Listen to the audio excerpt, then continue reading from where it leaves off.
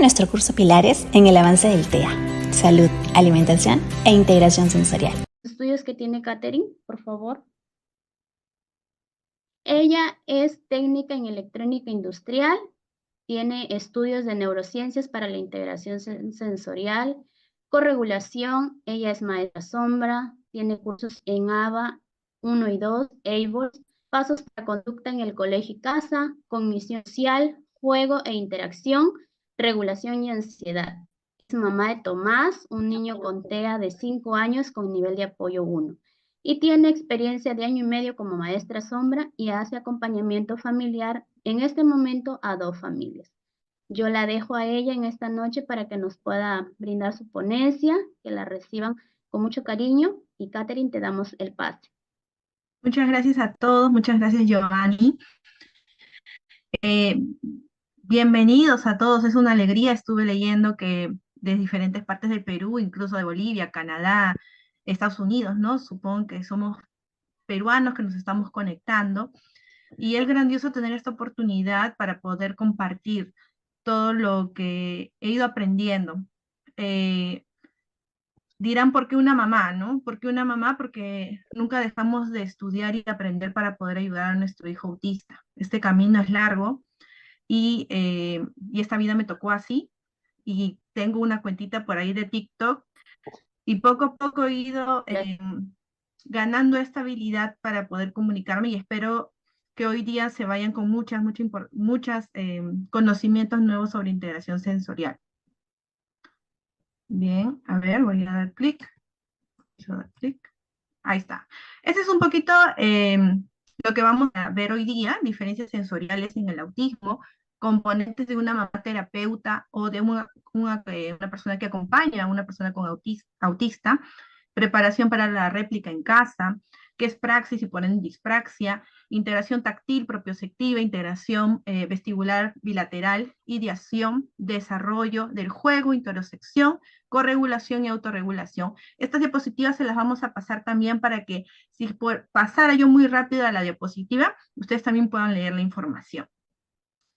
Empiezo con esta frase de Jane Ayres, en 1972, la fundadora de lo que es integración sensorial, y dice así, ¿no? Así como un niño necesita ciertas relaciones con sus padres, con sus iguales, otros niños para desarrollarse normalmente en el ámbito interpersonal, necesita ciertas experiencias sensoriales para desarrollarse en el ámbito intrapersonal. ¿Qué sabemos sobre el autismo? Bien, hay diferentes estudios científicos que indican que el autismo tenemos como características centrales lo que es el déficit en la parte social y de comunicación, pero también como característica secundaria tenemos en el manual de DSM-5 lo que es el déficit sensorial, ¿sí? Y tenemos otro estudio, por ejemplo, de problemas en la marcha, en el control motor, en lo que es el equilibrio, lo que es dispraxia, que ya es una comorbilidad, que cuando estas problemas sensoriales van madurando, acarreando, y en un futuro lo que vemos es un niño dispráxico, que muchas veces no nos lo dicen. Las diferencias sensoriales, ¿cuáles son, no? La incidencia dice que del 5 al 96% los niños T autistas tienen características sensoriales atípicas, ¿sí? Y acá hay algo que tenemos que tomar en cuenta, la perspectiva del movimiento. Hemos estado sobreenfocados en los problemas sociales y de comunicación, pero el autismo se caracteriza por un déficit sensorial y motriz. Y mientras no tengamos en cuenta esta pieza en el desarrollo fundamental, no vamos a avanzar. Eric Londo 2013, ¿no? Y cuando vemos a un niño pequeño autista con problemas destructivos, conductas destructivas, es muy posible y lo primero que debemos pensar es en lo que es sensorial. Y esto ha llevado a que cada vez más terapeutas ocupacionales ya tengan estudios de integración sensorial y cada vez más mamás y acompañantes de personas autistas, profesoras, profesionales, tengamos que capacitarnos en esto, ¿no? Bueno, los logros observados, ¿no? Con un abordaje correcto en integración sensorial, lo que se ve es mejor participación en el juego, en las interacciones sociales, en la atención, en la creatividad, en lo que es su sentido de pertenencia, en conductas, vamos a ver una mejora en general en estos niños con un abordaje en integración sensorial. Ahora, yo quiero capacitar y mi fin sí ha sido ayudar a que otras mamás se autoayuden y también ayuden a sus hijos, ¿no? Entonces, por eso puse esto, que para mí es importante, que qué componentes ustedes deben tener como una mamá terapeuta o como un acompañante, ¿no? La empatía al niño, evitar el juicio negativo, ¿no? ¿Por qué haces eso? ¿Por qué tiras? ¿Por qué no lo haces? Y yo ya te dije. Eso no. Hay que celebrar los logros, hay que compartir las tristezas y el desaliento de que ellos no pueden lograr estas cosas a veces. Hay que utilizar el juego, porque el juego nos permite flexibilizar su pensamiento, que esto sea motivante. Haz que el niño se sienta seguro, ¿sí? Hay que ofrecer un reto justo.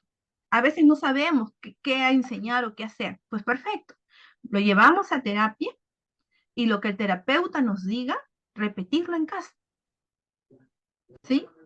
Hay que desarrollar la capacidad para adaptarse, hay que ayudarle a desafiar su parte motora, hay que tratar de equilibrar su parte, su estructura interna, amorosa, adaptarle el ambiente físico, hay que adaptar el ambiente social también donde está, ¿sí? Hay que observar antes de actuar, hay que leer estos indicadores que el niño nos da. Toda conducta tiene un porqué.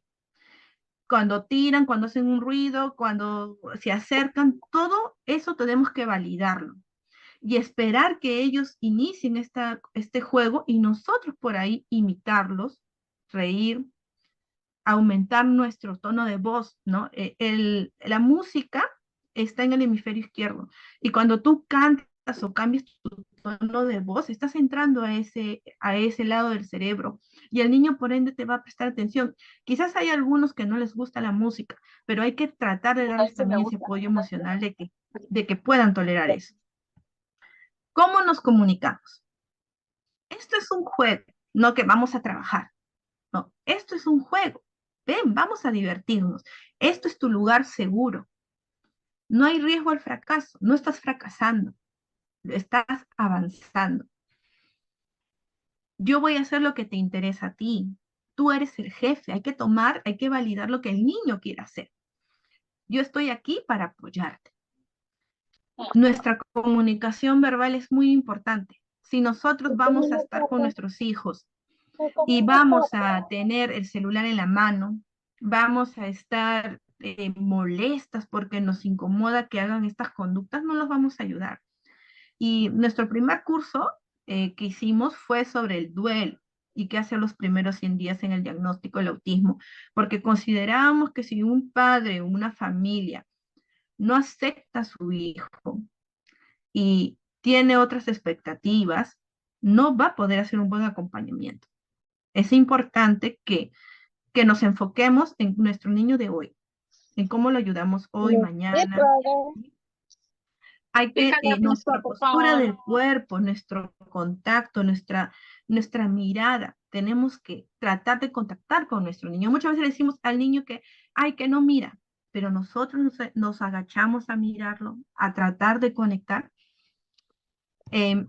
Aquí también, a ver, ¿cómo respondemos, no? Nosotros tenemos que, si mi niño chango, yo voy y chango.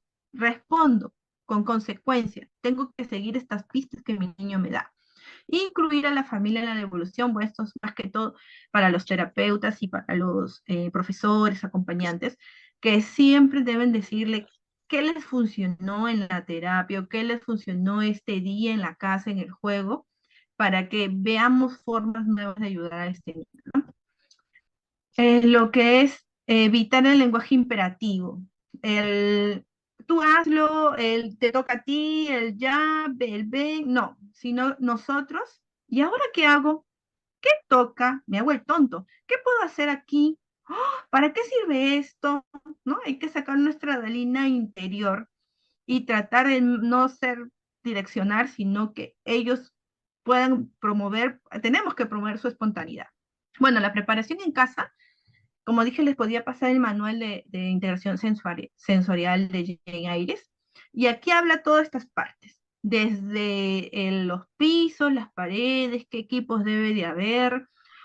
¿Por qué? Porque pues mi niño es así, ¿no? O porque todavía no descubre lo que es capaz de hacer con su cuerpo y tenemos que estimular y promover, o porque mi niño tiene unas grandes necesidades sensoriales que tenemos que cubrir.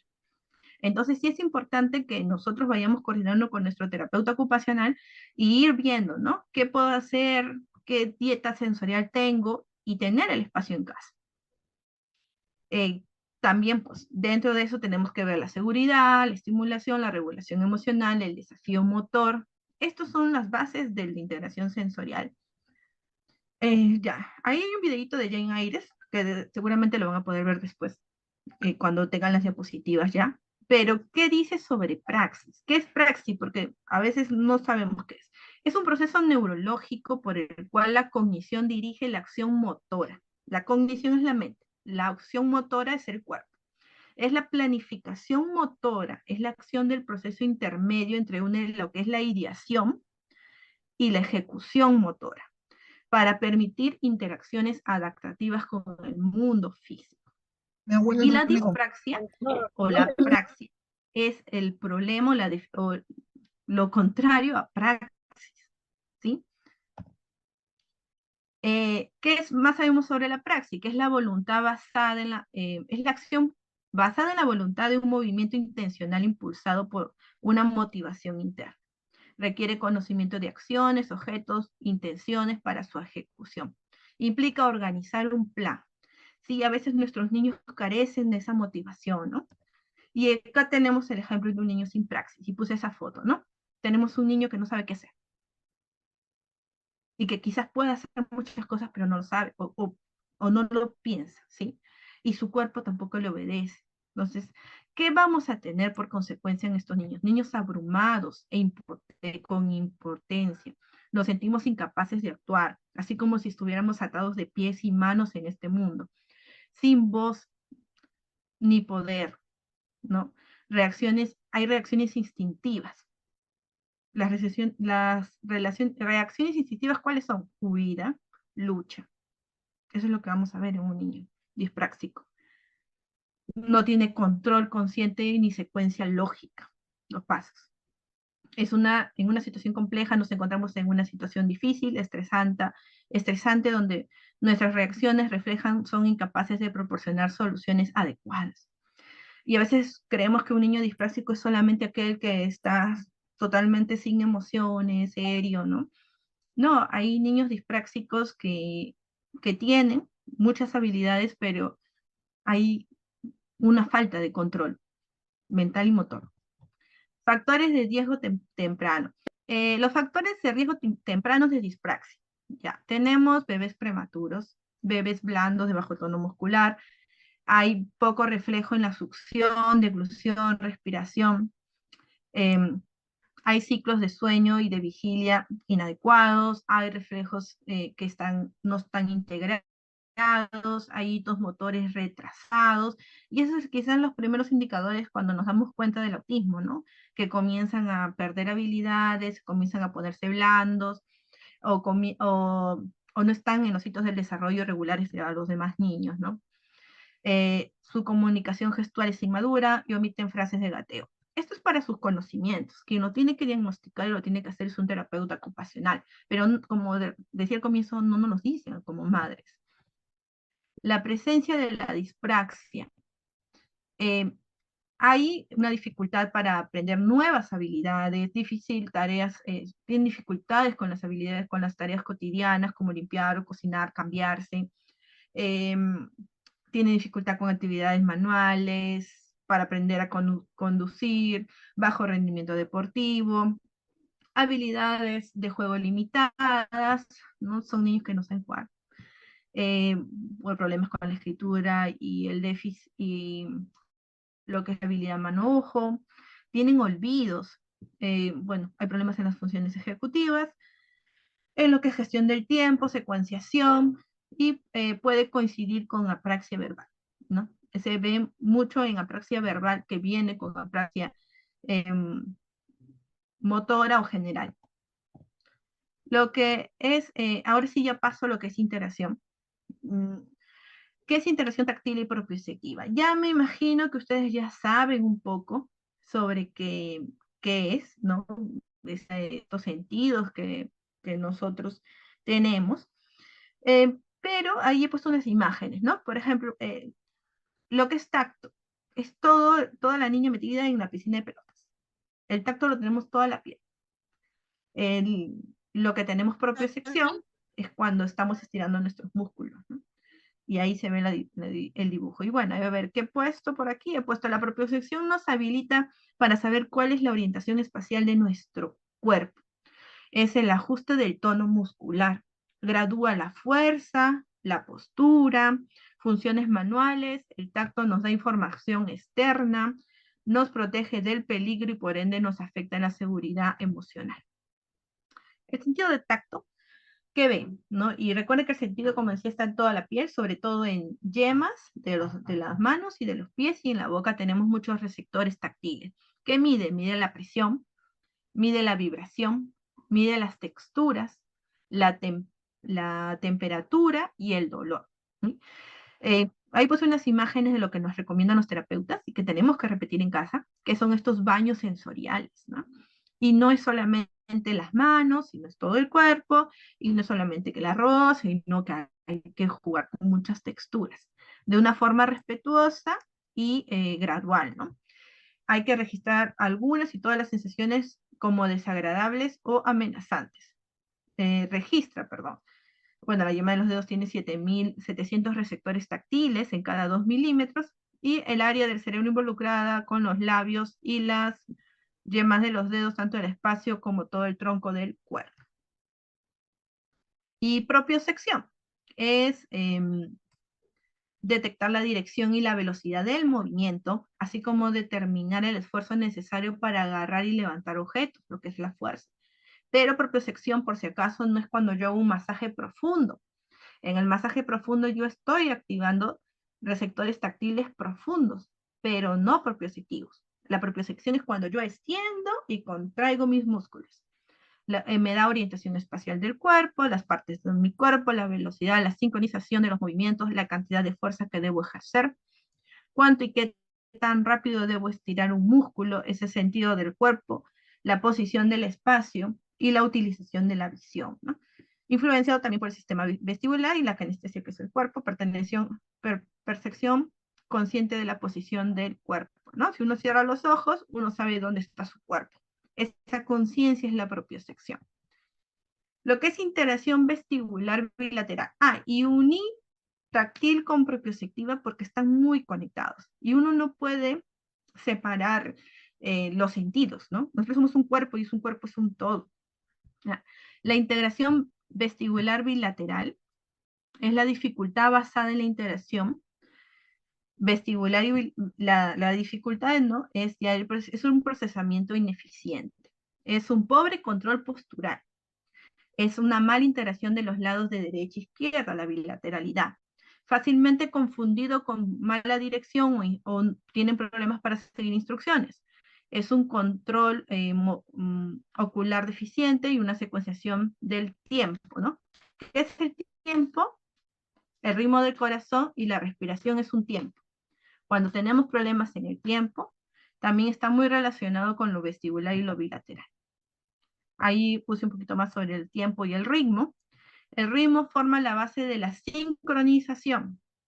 La secuenciación por sí sola no es suficiente. Debe hacerse en el contexto del tiempo, cada vez más implicado en los trastornos de procesamiento cognitivo, lenguaje y discapacidad del lenguaje.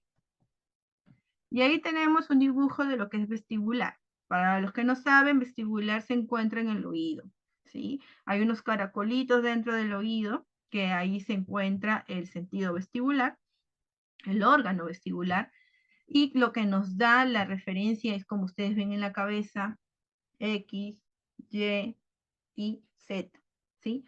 Detecta los cambios en la dirección y el grado de aceleración angular y desaceleración de la cabeza. Aceleración angular, movimientos rotatorios de la cabeza, girar, a sentir con la cabeza, cabeza inclinada hacia los 30 grados, cabeza horizontal. Catherine, Para aclarar sobre vestibular, ¿no? Un niño tiene inseguridad gravitacional, que no le gusta que le cambien el pañal, que no le gusta que lo tiren para un costado, o por ende, los niños que buscan mucho movimiento pueden estar desregulados vestibularmente. Y no es una conducta aislada, ¿no? Cuando ya hacen los profesionales un perfil sensorial van a encontrar muchas conductas, ¿no? ¿Cómo enseñamos una habilidad nueva? Primero, solo practicar la posición correcta del cuerpo. Nos tenemos que enfocar en que haya un buen control postural, en que haya estabilidad de mirar lo que va a hacer la mano. Luego hay que secuenciar los movimientos de una forma correcta. Asegurarse de que el ritmo esté presente. Esto, si yo voy a caminar llevando una pelota, hay un ritmo. Tenemos muchos niños que son muy letárgicos, muy lentos, o niños que son hiperactivos, ¿no? Entonces hay que corregir eso. Yo sé que como mamás o como acompañantes queremos ya que mi niño escriba, que mi niño hable, pero si no tenemos estas piezas como base que tenemos que desarrollar, vamos a tener problemas o no se van a desarrollar bien las demás habilidades.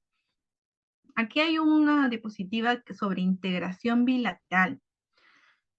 Ahí puse un cuerpo, ¿no? Primero, ¿cómo es la integración bilateral? Tiene pasos. Primero es simétrico. A ambos lados del cuerpo hacen lo mismo. Manos arriba, pies abajo, ¿no? Las extremidades. Luego es recíproco. Un lado del cuerpo hace exactamente el movimiento opuesto del otro lado. Una mano, la otra mano. Lateral cruzado. Movimiento que involucra extremidades diagonales, gateo cruzado. Luego viene lo que es asimétrico, separadas, para el mismo objetivo. Ambos lados del cuerpo trabajan en el mismo objetivo, ¿no? Por ejemplo, paso esto por acá y lo pasé. Esto es para sus conocimientos. ¿Por dónde empiezo? Por el simétrico. Cuando mi hijo ya tiene esta habilidad, voy a promover que mi hijo use ambos lados. Luego que se ayuden ambos lados. Y luego recién voy a cruzar la línea media, que es la capacidad de cruzar espontáneamente la línea. Los ojos cruzan la línea media. La lengua cruza la línea media. Las manos, los pies cruzan la línea media. Y esto hay que hacerlo. Y el terapeuta ocupacional hace eso en terapia y nosotros en casa reforzamos, ¿sí? El equilibrio es complejo para nuestros niños porque está afectado o está relacionado al tema vestibular, el oído. El equilibrio es una función eficaz, a ver, ¿qué puse aquí? Del sistema vestibular, es una capacidad para mantener una posición estacionaria contra la gravedad. Hay niños que se chorrean, no pueden estar sentados en una mesa en un colegio. ¿Por qué? Puede estar afectado el tema propioceptivo y vestibular. Los dos ojos están trabajando juntos en armonía y ahí hay que hacer juegos, ¿no? Caminitos, tapando un ojo, tapando los dos ojos, siempre tratando de exigir un poquito y un poquito más el cuerpo. La cocontracción y la extensión protectiva. Esto también es bueno saber. Para mantener la cabeza firme y moverla de manera eficiente, todos nuestros músculos alrededor del cuello deben poder contraerse al mismo tiempo. ¿Y qué vemos, no? Es una función de mantener el cuerpo estable para que no sea fácilmente tirado y desequilibrado. Cuando estás en una hamaca, en una plataforma sensorial, el terapeuta los hace vibrar, los mueve, los empuja. Y lo que espera es que el cuerpo se contraiga. Hay un movimiento que va a equilibrar el cuerpo, ¿sí? ¿Y qué es la extensión protectiva? Es la información vestibular y propioceptiva y que van a interactuar juntas. Es como cuando pongo mis manos, cuando me pongo en posición de bebé, ¿no? Esta protección también tenemos que buscarla. ¿Y qué pasa? Mamita Katherine me van a decir si mi hijo no tiene estas habilidades, pues las promuevo. la ayudo, le voy a enseñar a protegerse. ¿Me tengo que enfocar en esto antes de que enseñarle a escribir? Sí. Ahora, ¿qué es la ideación? Para Jane Ayres, ¿qué nos dice, no? Es la idea, es saber qué hacer. Es la capacidad para tener ideas de juego. Lo que decía, ¿no? Un niño que no puede jugar, es incapaz de jugar solo, aburrido, dificultad para identificar ideas nuevas y novedosas. Y vemos, ¿no? Yo le enseño a mi hijo a poner estos chinches, le enseño a poner estos ganchos, pero ya no lo hace. ¿Por qué no lo hace? Le falta ideación. Una manera de ayudarlo es con organizadores visuales, ¿no? Por pasos, para que luego esto que se repite y se repite, lo va a tener ya como imagen mental, que de acá lo voy a explicar. Algunos pueden romper los juguetes con frecuencia debido al uso inadecuado, porque no saben. Implica visualización. Es una capacidad para ver una imagen completa. Y aquí puse los pasos para la ideación, cómo va a ir avanzando, ¿no? El desarrollo. Primero tenemos que tener una imitación sistemática de nuevas acciones. Y ahí, por ejemplo, puse la mamá y el bebé. Buscar siempre que imite. Luego ya se va a hacer un ritual, estas imitaciones. Por ejemplo, puse el niño persinándose. Luego ya puse que hay un juego, una simulación con objetos reales. Yo le enseño a mi niño a que el carrito hace rum. Y después de muchas veces repetirlo, también le va a hacer rum. Y luego vamos a tener que ya ver un juego o una ideación en la que ya es más compleja, donde pueden descubrir, por ejemplo, que la propiedad del carrito, como es metal, se adhiere a un imán y que lo jalo. O algunos que hacen cosas más increíbles con otras cosas, ¿no? Pero ya, explorando el medio ambiente como armarios, ya hay una ideación mayor y ahí van a construir todo una, no sé, un autolavado, ¿no? La evolución de en la visualización, ¿no? Primero tengo que ver la imagen completa, ¿ya? Y ahí hay un reto, ¿no? Porque nuestros niños tienden a ver detalles, tienen una visualización, pero de objeto, que lo puse aquí a la derechita, que es espacial y de objeto. Ya, en el objeto, son más eficientes para ver Le vas a objetos imitar. visuales. Se especializan en las artes visuales, pero tienen un tema para ver la imagen completa. Entonces nosotros tenemos que enseñarles, ¿no? Mira, esto es un pomo, ¿no? Representa un objeto en una situación conjunta. ¿Para qué sirve el pomo? Para guardar algo. La forma de una imagen mental de algo se da cuando he experimentado muchas veces con este objeto y he visto que esto es un pomo y que esto también es un pomo. Y el lenguaje descriptivo puede ayudar mucho a la visualización, para que sepan eso. Por eso usamos pictogramas, por eso usamos visuales, porque les estamos ayudando a tener una visualización del objeto. ¿Sí? Y a nuestros niños les cuesta generalizar porque ellos se enfocan en el objeto, esta visión de objeto y no espacial.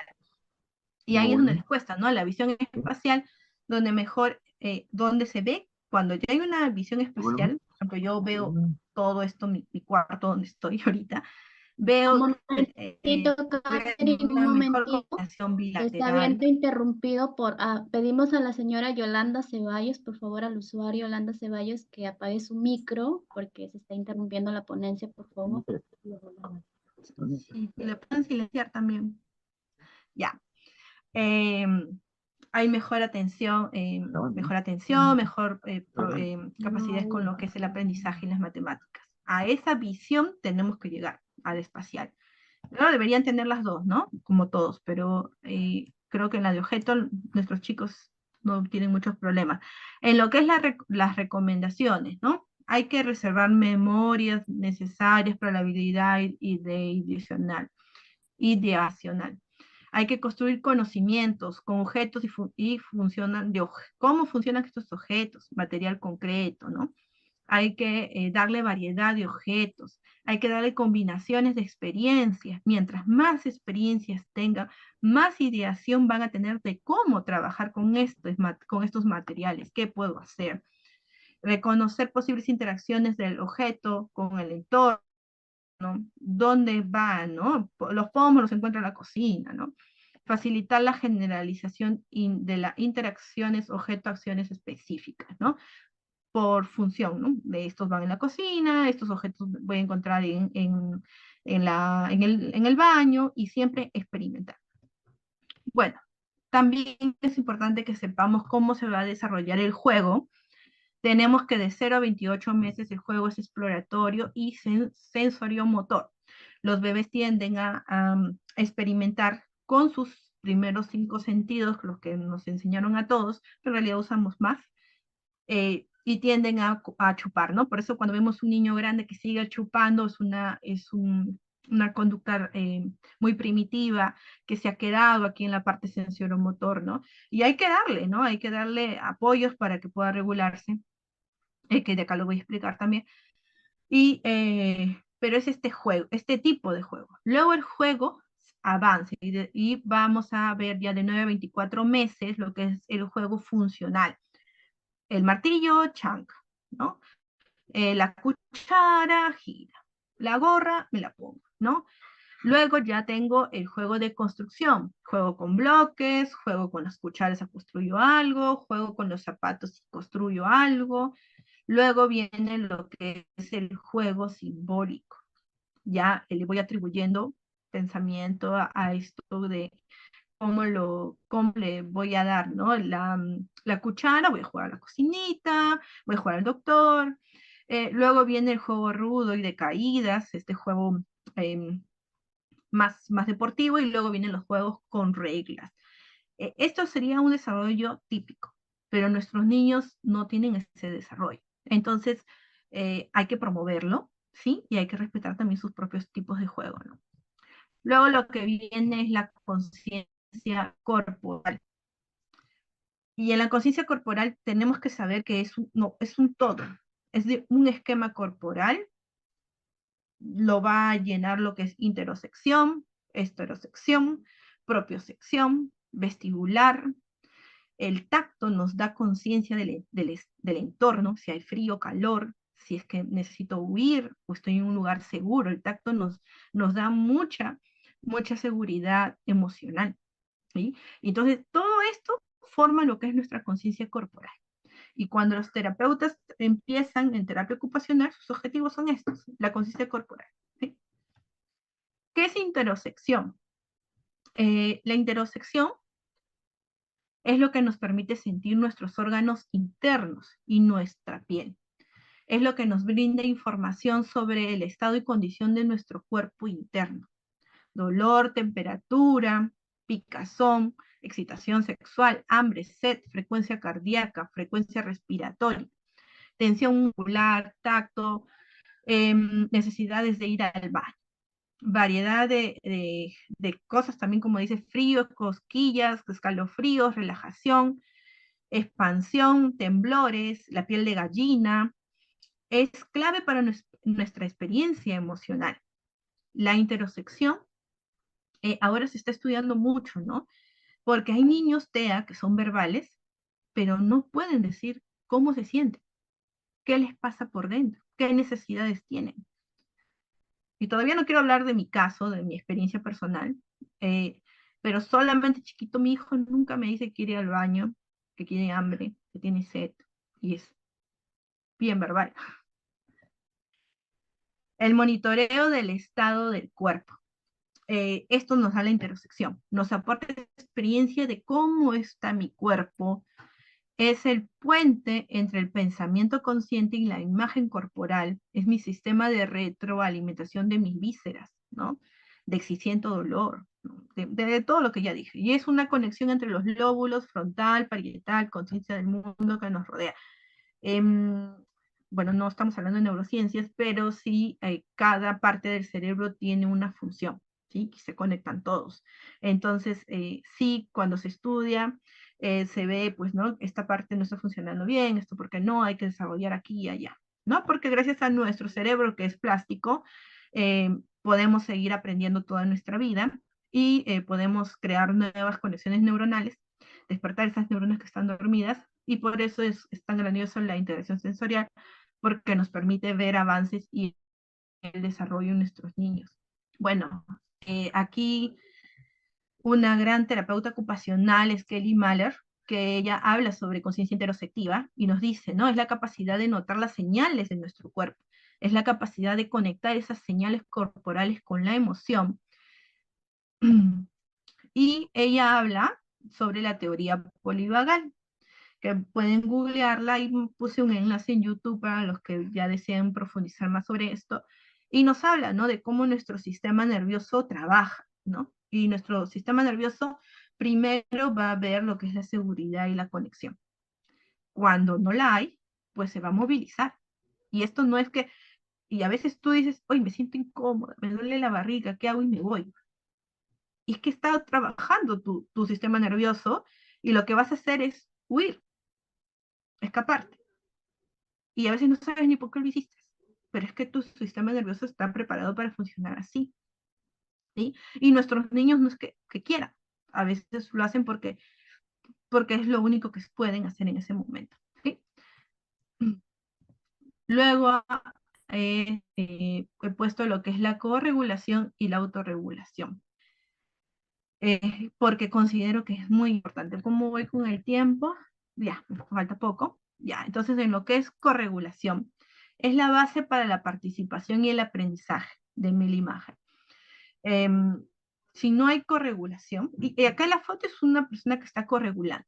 Nosotros nos enfocamos como mamás, como personas que acompañamos, es que el niño debe saber que necesita una maca, es que el niño debe agarrar su mordedor, es que el niño debe traer sus audífonos, es que el niño debe decir necesito ir a los juegos, porque tengo ahorita necesidad de mover mi cuerpo.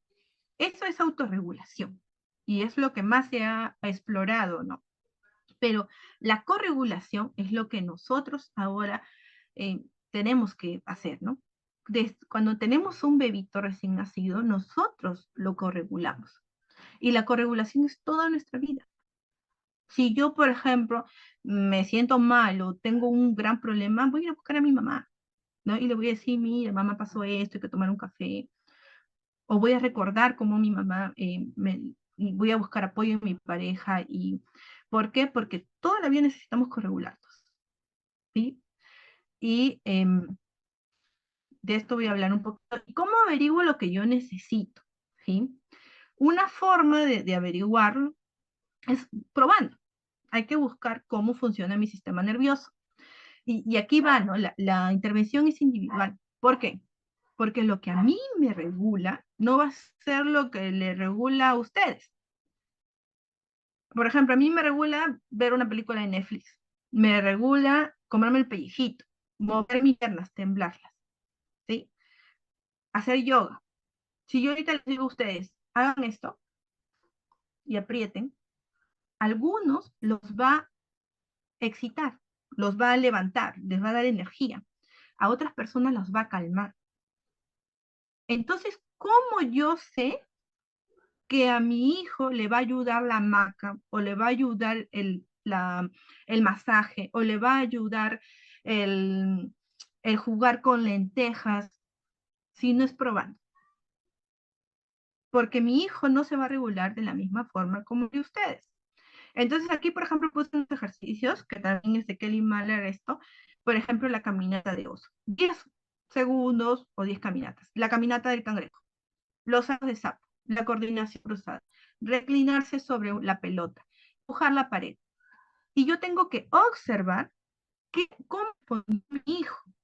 Si a mi hijo lo ayudó, lo calmó, lo excitó, lo relajó, porque cuando tienes mucha inquietud motora, necesitas moverte. Y eso le puede resultar. Y hay que perseverar también, ¿no? Porque no de la noche a la mañana vamos a ver que hay una respuesta adaptativa.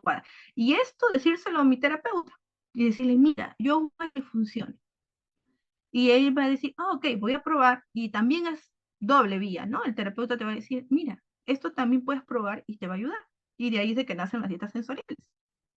Acá puse un cuadrito sobre qué tipo de estímulos eh, dan qué sensación, ¿no? Ya sabemos que, por ejemplo, la presión es calmante, ¿no? Yo me voy al spa, me dan masajes, salgo relajada. Y lo mismo pueden hacer ustedes con sus hijos, ¿no? Les dan masajes, los van a relajar. Los movimientos lineales, como un columpio, una hamaca suave, también te va a relajar. Si yo tengo un sistema nervioso excitado porque no puede con los estímulos, carga visual, los ruidos, tengo que usar sensaciones calmantes. Y aquí está, aquí hay una autista adulta que dice, ¿no? Tengo que primero estabilizar la parte externa. Factores sensoriales del entorno favorecen, limitan el éxito, ¿no? La carga visual, los ruidos. Sí, pues sí, tengo que adaptar mi casa para poder darle esa ayuda sensorial al comienzo, sobre todo, para buscar calmar y estabilizar el sistema nervioso. Y también tengo que hacer una estabilización interna, que necesita específicamente ese cuerpo, ese sistema nervioso, ¿no? Y ahí van los ejercicios que les decía.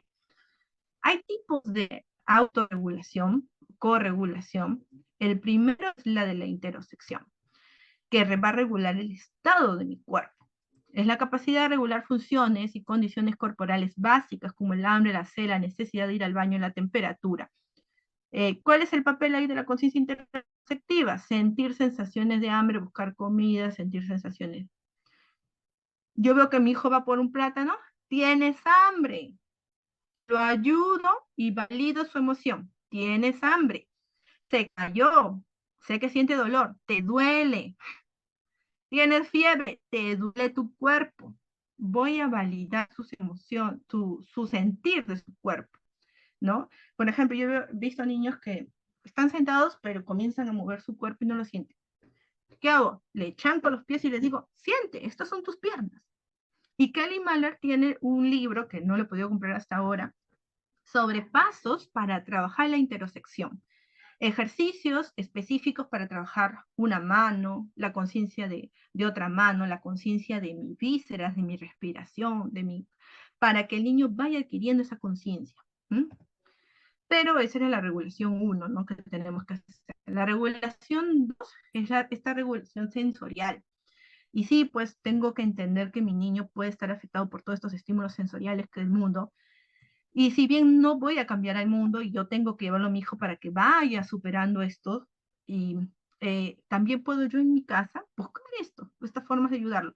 Darle mantas de peso, plastilinas, presión con la pelota, un espacio pequeño, una caja donde se pueda meter y sentirse cobijado, donde sentirse contenido y que le pueda dar esa información que no la tiene.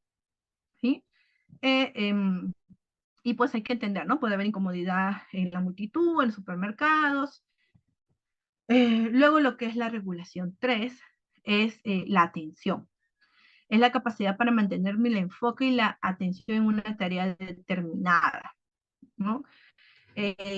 ¿Y qué puedo hacer ahí, no? Por ejemplo, ahí puse un globo, ¿no? Yo agarro un globo, lo inflo, lo desinflo. Si veo que mi hijo tiene miedo, bueno, lo voy a hacer muy chiquito, ¿no? Le tengo que dar esa seguridad, no decir, ay, no, porque tú tienes que escuchar y tienes que aceptar, toma, no, ¿no? ¿Y cómo podemos ayudar? Poniendo música de fondos, hay que ayudar a levantar esa alerta, atención, con las cosas que le puedo dar a mi hijo, con temas de interés, sí, trabajamos con los temas de interés de mi hijo, porque es la mejor forma de tener su motivación. La regulación 4 es la regulación de la energía. Y ahí viene la famosa alerta, ¿no? ¿Cuál es la alerta de mi hijo? Y ahí, por ejemplo, puse, ¿no? Hay actividades rojas, actividades verdes y actividades azules. Cuando yo tengo un niño letárgico que no responde a los estímulos, que no se mueve, que quizás no sabe cómo moverse, yo tengo que levantar esa alerta. Si yo tengo a mi niño que se está durmiendo en la silla y que no está prestando atención, ¿qué hago? Le doy presión, lo levanto, ¿no? Como sombra yo de otros niños, no de mi pequeño, mi niño tiene la alerta baja, ¿no? Entonces siempre trato de darle estímulos, de jugarle para levantar esa alerta, ¿sí? Después tenemos, ahora, si mi niño fuera demasiado activo, yo tengo que buscar bajar más bien, ¿no? Y ahí tengo las actividades verdes y luego las azules que son mucho más calmantes. La regulación 5 es la regulación emocional. Y nosotros acompañamos y damos apoyo emocional como madres o como acompañantes de niño con autismo. Y ahí tenemos que monitorear el control emocional. Validar, sí, porque me ha pasado, no me sale el juguete como yo quiero y grito y me siento muy abrumado. Sí, estás molesto, estás triste, ¿no? Concentrarme en calmarlo, en ser ese apoyo. Y como acompañantes, nuestro trabajo es proteger, protegerlos. Yo no voy a ir a presionarlo más, ¿no? Ya el mundo es bastante complicado para un niño autista. De la corregulación a la autorregulación. La corregulación, y lo puse así, que también es de Mahler, esta diapositiva, bueno, es un ejemplo de su diapositiva, es un proceso interactivo en el que uno depende de los demás para ayudar a identificar y gestionar sus necesidades corporales y emocionales. La del bebé, la de te arrullo cuando te sientes mal. Yo te voy a ayudar.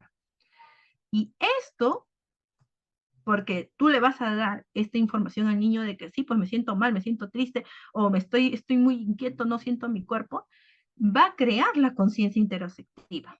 Y vamos a poder llegar a una autorregulación.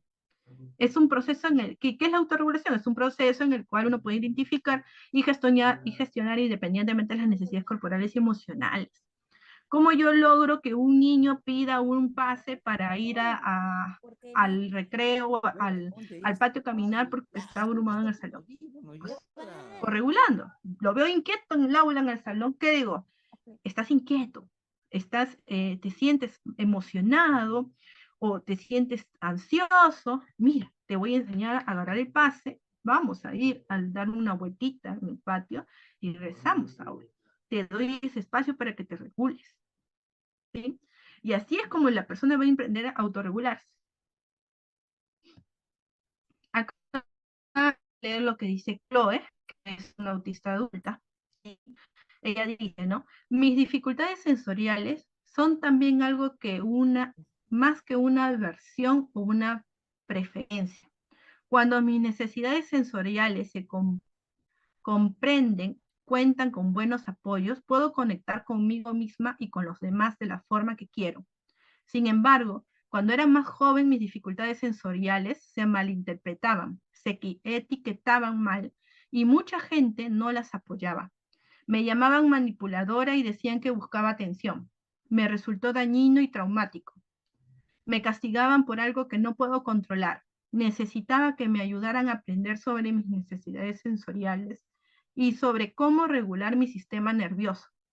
Todavía sigo aprendiendo sobre mí misma, pero mi vida ha cambiado gracias a que puedo entender mejor mi cuerpo, cómo se siente y qué necesita para regularse.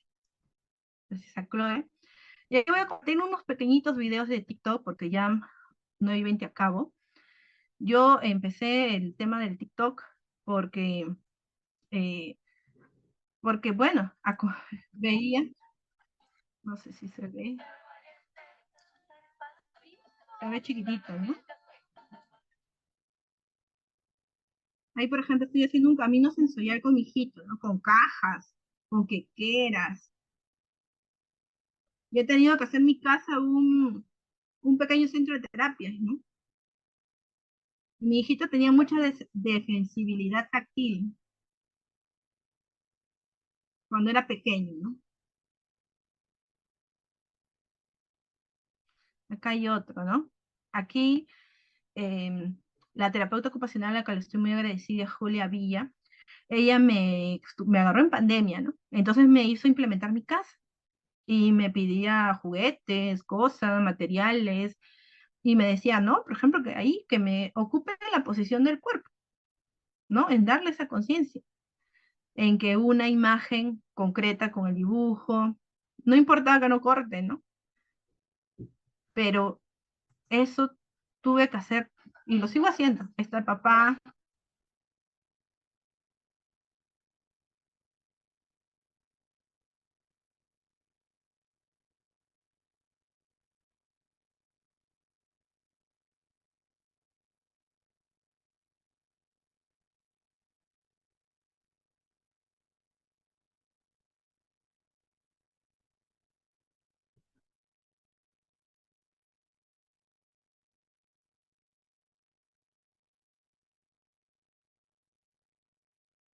son los apoyos visuales que hago. Dibujitos bien sencillos, pero hay niños que pueden necesitar dibujos más reales o específicos, ¿no? Va a depender de su niño.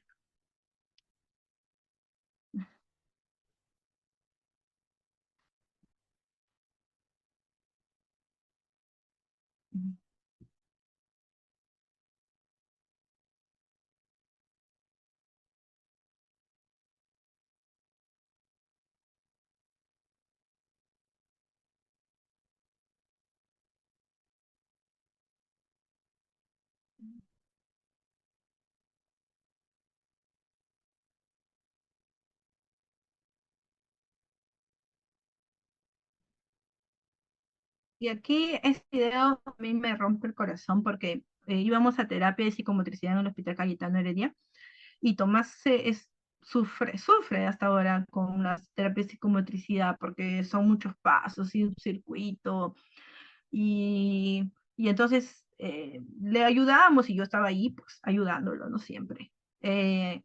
Pero la terapeuta le dijo pues, ¿no? Que Tomás, la próxima tienes que hacerlo mejor y portarte bien, ¿no? Y él me dijo esto, ¿no? Cuando salíamos y grabé, ¿no?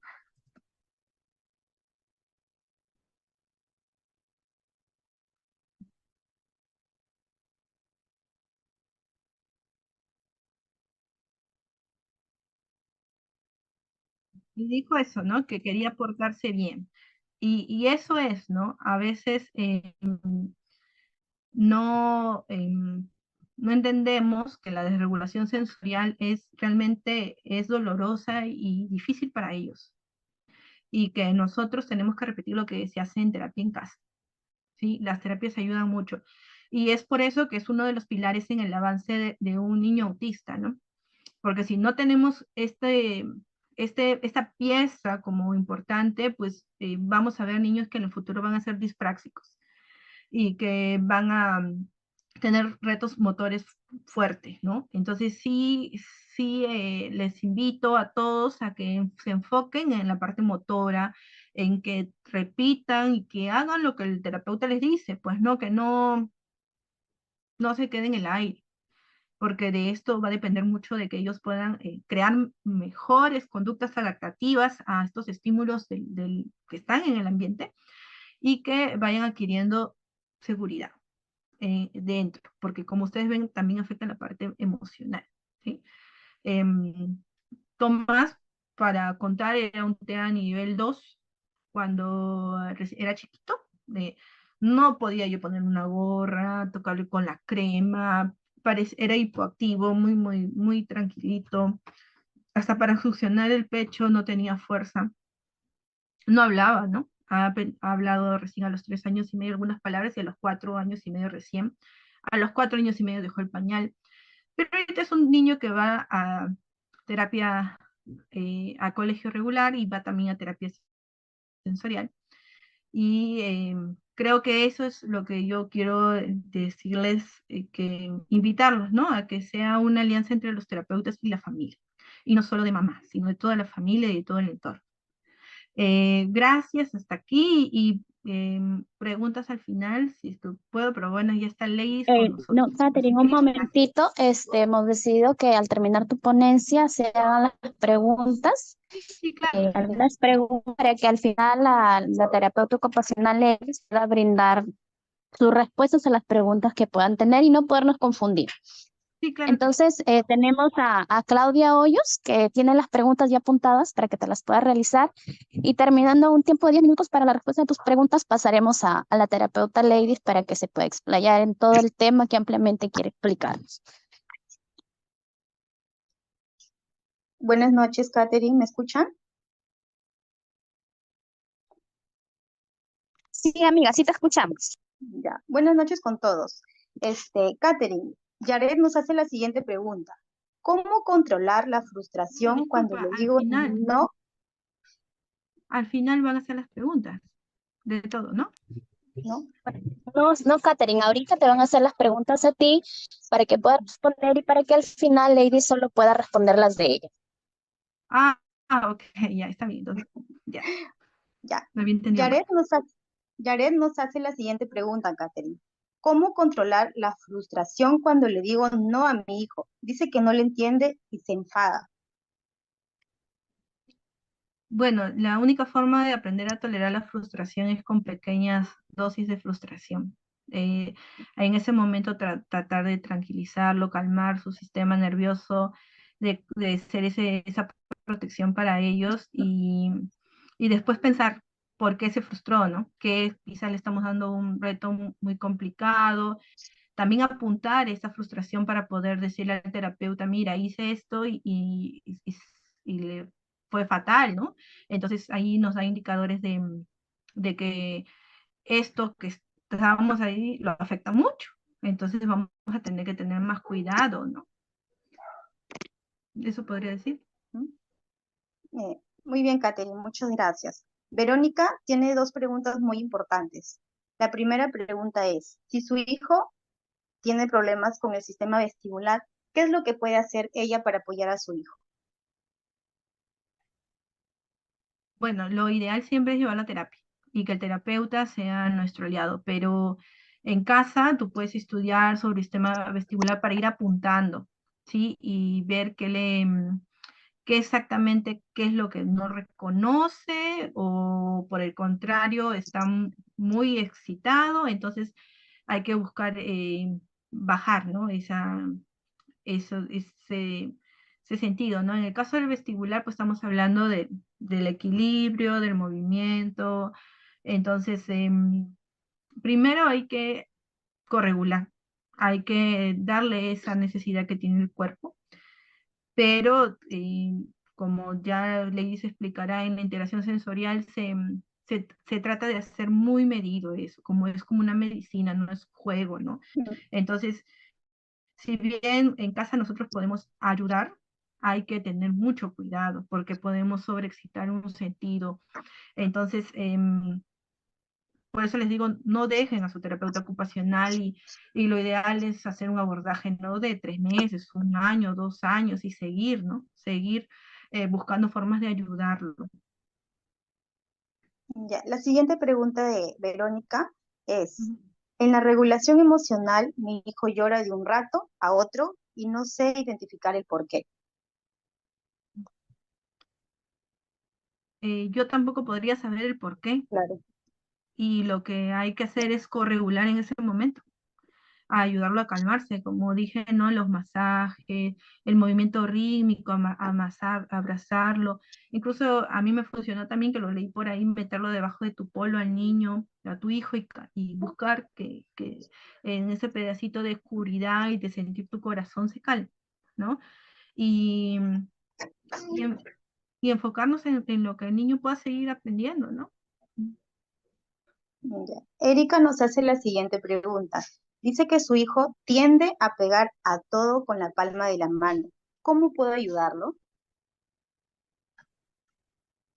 Preguntar por qué pega y como dije hace rato, ninguna conducta, si es sensorial, es aislada. O sea, hay más indicadores. O sea, pega, pero también muerde, pega, pero camina en puntas. Entonces podríamos estar pensando en una búsqueda propioceptiva, ¿no? Pero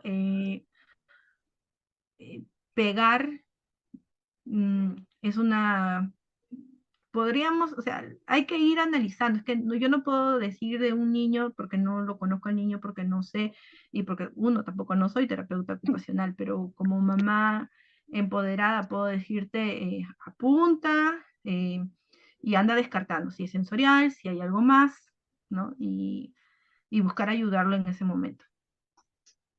Gracias, Catherine. La señora Norma dice que su hijo tiene 5 años y es nivel 2. Dice, ¿el desarrollo del juego debe ser en función a la edad mental o en función a la edad cronológica? Buena pregunta. Lo que pasa es que hay niños que pueden tener muchas habilidades académicas, pueden saber leer, escribir y pueden hablar y no tienen habilidades de juego simbólico o de reglas. ¿Por qué? Porque pues no tienen esta ideación, ¿no? O sea, lo ideal, como te digo, es un desarrollo, no es el desarrollo neurotípico y lo que hay que hacer es estimular y enseñarle los pasos y tener quizás una agenda variada diaria en la que un rato tocas música, un rato haces ejercicio, un rato pintas, un rato juegas con los Legos, y un rato también juegas con lo que te gusta, pero vamos a promover esa flexibilidad en el juego y hay que sentarse con él a jugar, pues y enseñarle, mira, vamos a preparar ahora quequitos de juguete y vamos a jugar al doctor y vamos a hacer la manicure, no sé, hay que meterse en el juego, ¿no? Listo, Catherine. Beatriz nos hace la siguiente pregunta. ¿Qué juegos fortalecer en los adolescentes? No llego a esa etapa todavía, así que no podría decirte, no soy una experta en juegos, eh, pero yo me imagino que a esa edad, pues lo será lo último, el juego de reglas, ¿no? Pero depende siempre de la persona y del niño, ¿no? Qué habilidades necesita promoverse y qué habilidades tiene, ¿no? Ya. Mira, Carol Ramírez dice que su niño se mete toda la boca y se obsesiona por la pasta dental, por las cuerdas. ¿Cómo lo puedo ayudar? Por las cuerdas, ahí no entendí bien, pero mi niño, por ejemplo, es buscador táctil en esa parte, no me chupaba los vidrios, los pisos, todo metía la boca. ¿Qué hice yo? Comenzar a probar mordedores, porque te diré que tampoco este mordedor ya tú le das y funciona, ¿no? Hay que ir probando diferentes. Ya le gustaban mucho los sabores fuertes y no sentía el agua, era algo que no le gustaba, el arroz no le gustaba, tenía que tener color, tenía que tener mucho sabor. Ha sido un proceso lento, ¿no? Como cambiándole, por ejemplo, 70% de jugo y 30% de agua. Y luego vamos variando a 60% de jugo y 40% de agua, que eso fue lo que me dijo el terapeuta. Y para que acepte también un nuevo alimento, hacíamos de amasar, de ponerlo en ese entonces no tenía maca, lo ponía en una colcha, lo balanceábamos, parábamos y le dábamos un sorbito de leche para que me secte la leche porque no quería dejar el pecho. Entonces, esa búsqueda que él tenía, ¿no? De sabores intensos, fuertes, fue bajando con el desarrollo de su sistema táctil en el cuerpo y en las manos, porque él no tocaba, o sea, si bien tenía una búsqueda grande en la boca, no tocaba nada con sus manos. Tenía hipersensibilidad táctil, ¿no? Y entonces, al desarrollarlo y a desensibilizar a otras partes del cuerpo y que él pueda ya buscar por aquí las sensaciones táctiles, disminuyó la búsqueda en la boca. Catherine, Evelyn dice que su niño corre mucho. ¿Cómo puede ayudarlo? Corre mucho. Bueno, a correr con él, llevárselo al parque a correr, tratar de calmar ese sistema nervioso y luego tratar de enseñarle a hacer ejercicios como yoga, a buscar cosas calmantes, ¿no? A pintar, a buscar, pero igual, ¿no? Siempre de la mano de un terapeuta. Claudita, te pedimos ya la última pregunta, pues ya tenemos en pantalla, estamos esperando a la terapeuta ocupacional, la señorita Lady López. Te invito a hacer la última pregunta y para darle pase, por favor. Gracias, Joanny. La última pregunta siguiente dice, ¿qué hacer si mi hijo se muerde cuando hay algo que le incomoda? No sale el nombre. iPhone 2, no sé quién es iPhone 2, la respuesta es para ella. Bueno, otra vez, ¿no? La huida, la fuga son conductas primitivas que nuestro sistema nervioso hace cuando no puede hacer algo, cuando no se siente cómodo, ¿no? Entonces habría que partir por ayudar de darle esa seguridad en el ambiente, de buscar que esa frustración baje y de ir apuntando para poder viendo qué lo calma y qué estrategia se va a hacer con el terapeuta. Bueno, ahora sí, gracias chicas, bastantes preguntas y bueno, le doy pase. Ya me despido y cualquier consulta igual por el chat. Señora Catherine, disculpe, yo quisiera hacerle una pregunta. ¿Cómo le enseñó usted a su niño a que le digan que a alguien le han pegado o alguien lo ha mirado mal o alguien le ha hecho daño? Ya ¿Cómo le enseñaba lo, usted? ¿Cómo le enseñaría? lo voy a apuntar, señora Úrsula, y al final de esto a ver si lo podemos responder, ¿sí? Vamos pase ya a la licenciada. Gracias. Sí, en primer lugar, agradecer a la licenciada Lady López, darle la bienvenida, un agradecimiento especial de parte del colectivo Te Acompañamos Perú, hacerle extensivo el agradecimiento a su persona por este apoyo que nos está brindando para poder en esta noche darnos esta charla tan importante. Quiero presentarla. Ella es la licenciada terapeuta ocupacional Lady López Mansol. Ella es directora general del Centro Psicológico y Ocupacional Juguetea, ubicado acá en la ciudad de Chiclayo. Ella es certificada en integración sensorial por la Universidad del Sur de California, con certificado número 3084. Asimismo, también es miembro de la Asociación Venezolana de Integración Sensorial, con número 0097, y ella tiene 10 años de experiencia en la intervención infantil. Ella en esta noche nos presenta un tema muy importante, como es perfil del terapeuta que imparte integración sensorial. ¿Cómo podemos elegir nosotros el terapeuta que puede tratar o llevar las terapias de nuestros pequeños? Licenciada, le doy pase, buenas noches, bienvenida, y pues todos atentos a su exposición. Un gusto tenerla. Hola, buenas noches a todos. Primero, bueno, darles las gracias a todo el colectivo de Te Acompañamos Perú por hacerme la invitación para acompañarlos en este taller para seguir apoyando a las familias, ¿no? Que se sigan instruyendo en todo lo que tiene que ver, en todo lo que es importante para los niños dentro de la condición del espectro del autismo. Bueno, cuando me hicieron la invitación, una de las cosas que me solicitaron es precisamente hablar de cuál es ese perfil, qué terapeuta debe ejercer la terapia de integración sensorial, cuáles son las características que deben estar implícitas dentro de una terapia de integración sensorial, las características básicas del proceso de la intervención, ¿ok? Entonces, bueno, hoy intentaré de forma muy concreta hacer llegar la información, cualquier consulta, cualquier pregunta, bueno, al final las podremos aclarar. Para hablar de integración sensorial es mi deber como terapeuta ocupacional, primero nombrar a la creadora de la teoría, ¿okay? Que es la doctora Jean Ames. Ella obtuvo la licenciatura y la maestría en terapia ocupacional y el doctorado en psicología educativa en la Universidad del Sur de California. Durante muchos años ejerció la práctica clínica privada en el sur de California y a partir de los años 50 aproximadamente inició el proceso de investigación para entender cómo el procesamiento sensorial afectaba la ocupación de los individuos a nivel general, ¿ok?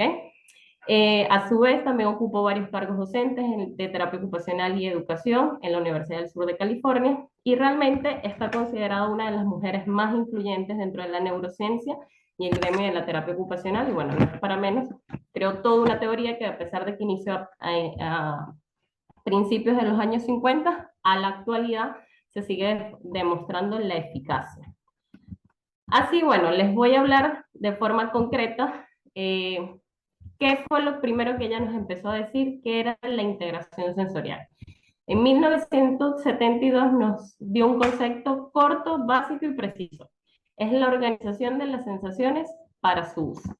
Ya para 1979, cuando sus investigaciones fueron avanzando, ya pudo ir ampliando este concepto, dándonos que es un proceso neurológico que organiza la información de sensaciones corporales y ambientales para la emisión de respuestas efectivas acorde a los estímulos que las provocan, con el objetivo de producir respuestas adaptativas. Y por respuestas adaptativas nos estamos refiriendo a respuestas que sean acordes al contexto, ¿ok? Si yo les pido a ustedes que ahorita se pasen un algodón por la piel y gritan, sería una respuesta desproporcionada al contexto, porque el algodón es un estímulo táctil superficial que no debería causar daño, ¿cierto? Entonces, bueno, tomando en cuenta esto, justamente lo que les comentaba de que si bien las investigaciones empezaron en los años 50, han pasado los años y cada vez se sigue demostrando que las diferencias de integración sensorial afectan a los individuos en todos los ámbitos de la vida a lo largo de su vida. El proceso de integración sensorial inicia desde la gestación y nos acompaña durante toda la vida, ¿ok? Y sí es importante tener en cuenta esto. El procesamiento sensorial es algo que todos vivimos, todos tenemos, ¿ok? No es algo aislado únicamente de niños o no con condición.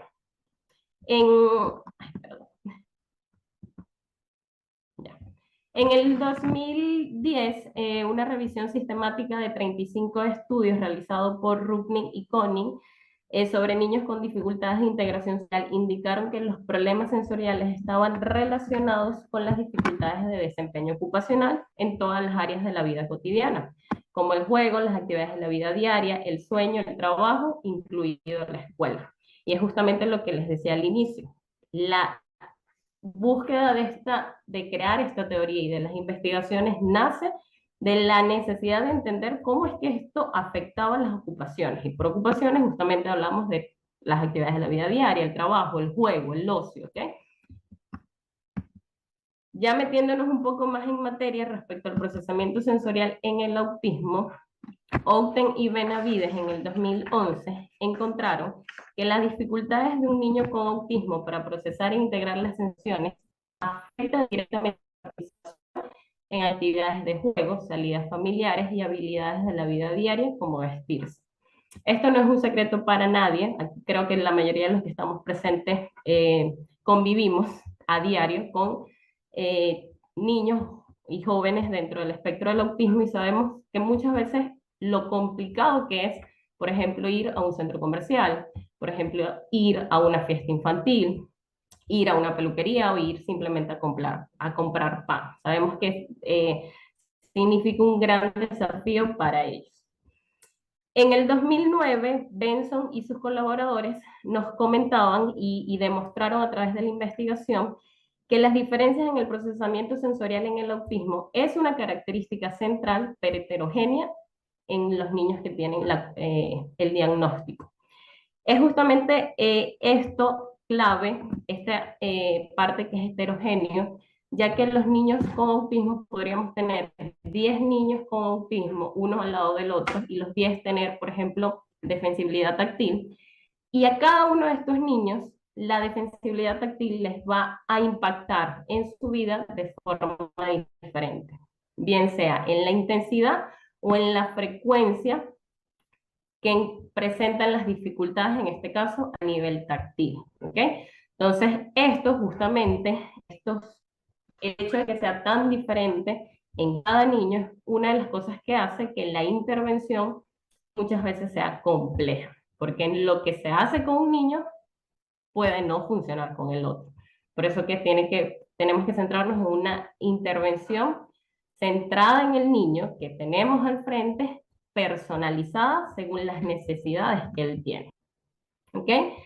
En el libro Bondi, ¿okay? Que es uno de los libros que más estudiamos los terapeutas que estamos dentro del área de integración sensorial, nos comenta que los niños con trastorno del espectro autista, las diferencias en la capacidad de respuesta sensorial se han vinculado a la reducción de la participación en una variedad de áreas ocupacionales, como la participación social, el juego, el desempeño de las habilidades de autocuidado, como bañarse, vestirse y alimentarse.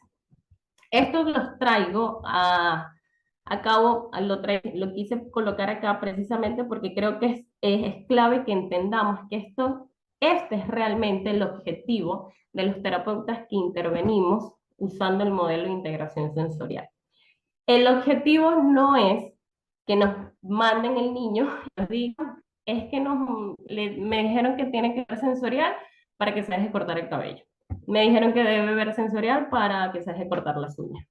Si bien vamos a apoyar esto, el objetivo real es que el niño participe de forma activa dentro de la ocupación de autocuidado, ¿ok? Y así pueda cortar el cabello, pueda cortarse las uñas, pueda bañarse, ¿ok? Y pueda obtener autonomía o independencia dependiendo de la capacidad y el nivel que tenga el niño, ¿ok? Entonces, la clave, o sea, lo que buscamos como terapeutas es justamente esto, que el niño participe de forma activa. Están demostrado a través de muchas investigaciones que una buena intervención de integración sensorial va a mejorar los procesos de autonomía del niño, justamente porque se logra la mejora en todas las áreas de la ocupación. ¿Ok? Esto nos lleva un poco... Bueno, esto me lleva un poco a hablarles justamente de... si hablamos de la importancia que tiene la integración sensorial y que es importante que sea una terapia personalizada, según el perfil de cada niño, necesitamos tener terapeutas que estén calificados para la intervención, ¿ok? Les quiero presentar y explicar cuáles son las certificaciones reconocidas a nivel internacional en el proceso de integración sensorial, ¿ok? Tenemos la CLASI, la organización CLASI, y la certificación que brinda la Universidad del Sur de California, que bueno, justamente de donde es egresada la creadora del marco teórico, que tiene que ver con, que es Jean Aids, ¿ok? Que es en la Universidad del Sur de California. El proceso de certificación va a reconocer que el terapeuta maneja un cuerpo de conocimientos actualizados en el ámbito de la teoría y tratamiento en integración sensorial, ¿ok? El proceso de certificación de ambas organizaciones, tanto de la CLASI como de la USC, es un proceso largo que consiste en una serie de cursos que implican el manejo de la teoría, de los procesos neurofisiológicos, de la evaluación y el tratamiento específico para cada caso.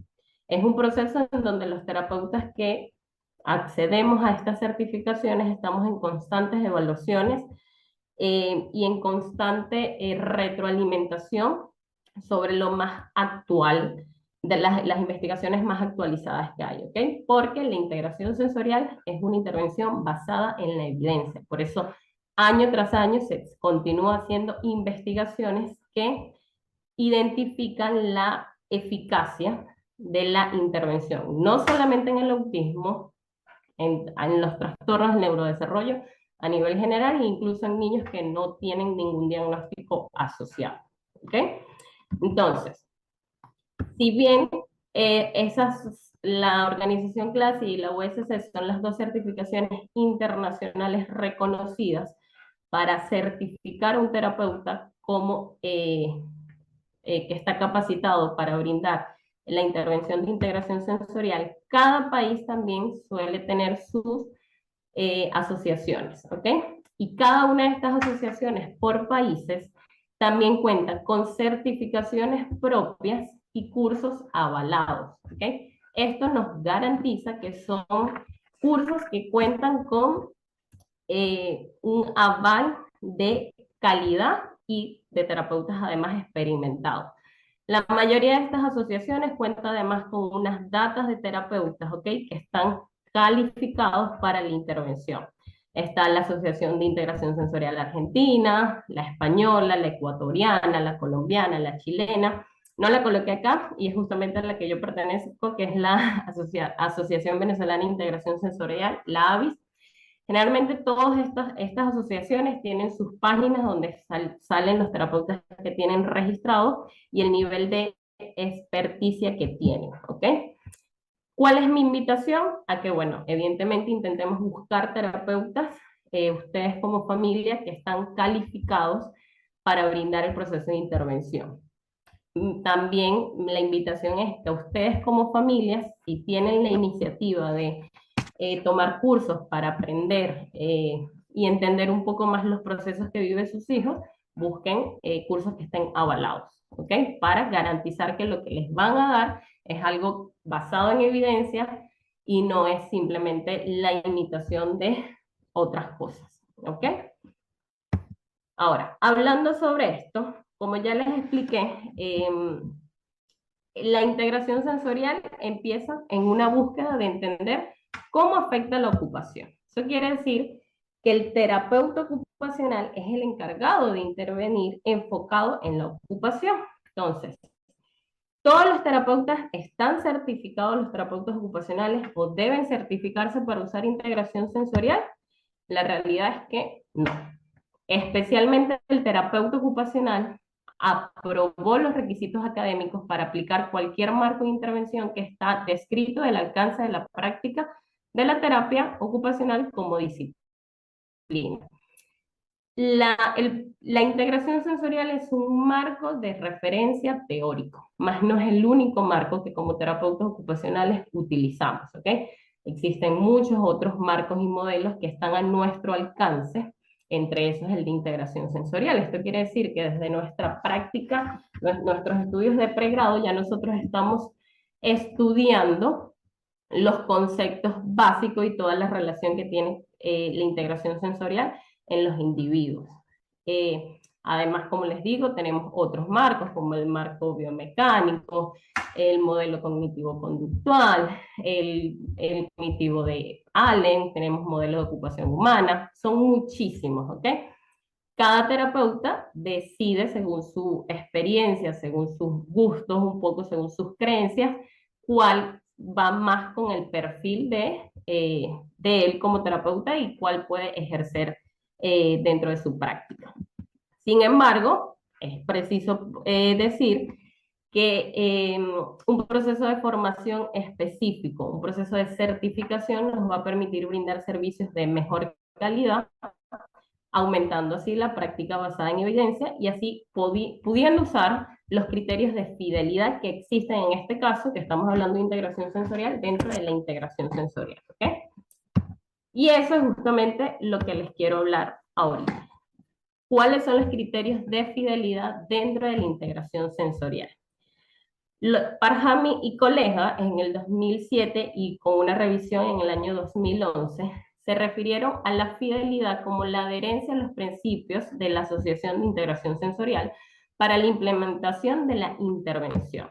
Es así como ellos describen unos elementos centrales del proceso y describen el comportamiento y la actitud que el terapeuta debe tener ante estos procesos. Generalmente estos criterios, cuando nosotros estamos en proceso de certificación, nos recomiendan incluso hasta tenerlos a la mano, ¿ok? Hay un cuestionario exclusivo para terapeutas donde nosotros mismos hacemos un proceso de autoevaluación sobre cómo estamos ejerciendo la práctica de la intervención dentro de la terapia, ¿ok? Entonces, bueno, les empiezo a hablar sobre los elementos centrales del proceso a la par de la descripción del comportamiento y actitud del terapeuta. Primero, se va a buscar proveer oportunidades sensoriales. Esto quiere decir que se le va a presentar al niño oportunidades para diversas experiencias sensoriales. La intervención con integración sensorial implica más de una modalidad sensorial, ¿ok? Va a combinar inputs vestibulares, inputs propioceptivos y inputs táctiles según la necesidad del niño. No se brindan estímulos aislados. Como bien lo decía la señora Catherine en su ponencia, si bien uno en términos de explicación para que se pueda comprender qué es lo que hacemos y cómo lo que estamos haciendo, separamos los sistemas sensoriales, hablando de vestibular, propioceptivo, táctil, la realidad es que en el cerebro es una máquina perfecta que todo interactúa con todo, ¿ok? No funcionamos como seres aislados y los sistemas sensoriales no funcionan de forma aislada. Entonces, dentro de una intervención siempre se va a buscar brindar más de una modalidad sensorial. Segundo, se va a buscar proveer el justo desafío. Esto implica adaptar las actividades para presentar desafíos al niño que no sean ni demasiado difíciles ni demasiado fáciles, ¿ok? Se va a buscar evocar respuestas adaptadas al niño que puedan responder a los desafíos sensoriales que se le están presentando y que desafíen a la vez su praxis, ¿ok? Recordando que cuando hablamos de praxis estamos hablando de componentes sensoriomotores, ¿ok? Otro proceso que tenemos dentro de los criterios de fidelidad que hay que tomar en cuenta dentro de una terapia de integración sensorial tiene que ver con colaborar en la elección de actividades. Se trata al niño como un colaborador activo en el proceso de terapia, lo que va a permitir que el niño ejerza cierto control sobre la elección de las actividades tomando en cuenta sus motivaciones, ¿ok? También se va a buscar guiar la autoorganización del niño, apoyar y guiar la autoorganización del comportamiento del niño para tomar decisiones y planificar su propio comportamiento en la medida que el niño sea capaz. Se va a buscar animar al niño a iniciar y desarrollar ideas y planes para las actividades. Ahora, específicamente en estos dos puntos, de colaborar en la elección de actividades y guiar la autoorganización del niño, sabemos que generalmente los niños con autismo, especialmente en la primera parte de la intervención, en la primera infancia, muchas veces tienen dificultades en todo lo que tiene que ver con el proceso, por ejemplo, de exploración, de juego, en la motivación intrínseca y propia por descubrir y aprender a través de lo que está en su entorno, ¿ok? Sin embargo, bueno, es responsabilidad del terapeuta ir buscando las estrategias necesarias, primero para aumentar el repertorio de juego dependiendo de los intereses del niño, ¿ok? Y a medida que se vean avances, se va a poder ir observando cómo ya el niño empieza a participar de una forma activa en el proceso de intervención. No es que el terapeuta llega y ya está absolutamente tal vez todo armado y él simplemente está siguiendo las actividades. Porque esto no va de la mano con los criterios de fidelidad que nos habla la integración sensorial. También se va a buscar apoyar el óptimo nivel de alerta. Se va a asegurar que la situación de la terapia sea propicia para alcanzar o mantener el nivel óptimo de alerta del niño al hacer cambios en el entorno o la actividad para apoyar la atención, el compromiso y la comodidad del niño. Cada vez que hablamos de niveles de alerta, estamos hablando de niveles de atención. Dentro de una terapia, lo ideal es que el niño consigamos que esté en un nivel de alerta medio, un nivel de alerta que le va a permitir interactuar con el entorno, ¿ok? Y salir de ese ámbito de terapia mucho más regulado, mucho más, siendo mucho más capaz de procesar la información que hay a su alrededor, ¿ok? Si un niño tiene un nivel de alerta muy alto, vamos a ver niños que son muy inquietos, por ejemplo, ¿ok? Vamos a ver niños que posiblemente se encuentren en alerta precisamente, y este nivel de alerta los lleven a ser muy reactivos, por ejemplo, a estímulos tan inofensivos como el ejemplo que le di, como pasar un algodón por su piel. Si el niño tiene un nivel de alerta muy bajo, vamos a ver niños un poco aletargados, como si están adormecidos, con un nivel de procesamiento a nivel general, a nivel de respuesta, de seguimiento de instrucciones mucho más lento. Entonces, lo ideal es que nosotros fluctuemos y lleguemos a un punto medio en el nivel de alerta, ¿ok? Combinándolo con un nivel de actividad que nos permita ser funcionales en nuestro entorno. Por otro lado, tenemos que dentro de los criterios nos hablan que debemos crear un contexto de juego. Crear un contexto de juego basándose en la motivación intrínseca del niño y el disfrute de las actividades, facilitándose así justamente ampliar el juego social, el juego motor, el juego con objetos, el juego imaginativo, ¿ok? Todo esto se va a ir adaptando de acuerdo al nivel y la capacidad que tiene el niño, ¿ok? Para justamente ir permitiendo que el niño pueda seguir este contexto de juego. Se va a buscar maximizar el éxito del niño. Se presentan o modifican actividades para que el niño pueda tener éxito al realizar parte o la totalidad de una actividad que implica una respuesta a un desafío. ¿Ok? La idea es que toda actividad que uno le presente al niño, el niño se vaya con una sensación de éxito. ¿Ok? Ahí justamente es como terapeutas vamos a ir ajustando los niveles de apoyo que vamos dando, porque necesitamos garantizar que el niño se sienta exitoso en la actividad propuesta, recordando que además se supone que estamos presentando una actividad con un justo desafío, ni demasiado fácil ni demasiado difícil. También se va a buscar garantizar la seguridad física, asegurar que el niño esté físicamente seguro. Esto lo vamos a hacer mediante la colocación de equipos de protección y terapéuticos, o mediante incluso la proximidad física y las acciones del terapeuta. Yo siempre comento que si en algo me ha ayudado la terapia ocupacional y desde que estoy interviniendo en la parte de integración sensorial, es que he mejorado muchísimo mis reflejos, ¿ok? Siempre, generalmente el terapeuta va a estar ahí al lado o atrás del niño. Si el niño tiene que trepar, tiene que subir una superficie alta, tiene que subir un equipo colgante, es clave y es súper importante que debajo, por ejemplo, un equipo colgante, bien sea un disco flexible, una hamaca, un columpio, haya una superficie suave, que pueda prevenir una caída o un golpe, ¿ok? porque esto va a garantizar también que el niño se sienta seguro en el contexto, ¿ok? Entonces, esto es muy importante tomar en cuenta. Una sala de integración sensorial tiene que contar con colchonetas, con cojichones, con equipos colgantes, con equipos que desafíen la praxis, ¿ok? Que tienen que ver con los componentes motores, equipos que permitan que el niño trepe, que el niño se mueva a través del espacio, subiendo el nivel de complejidad. Por otro lado, tenemos que también se va a buscar organizar la habitación para involucrar al niño. Se organiza la sala y el equipo de la sala para motivar al niño a elegir y participar en una actividad.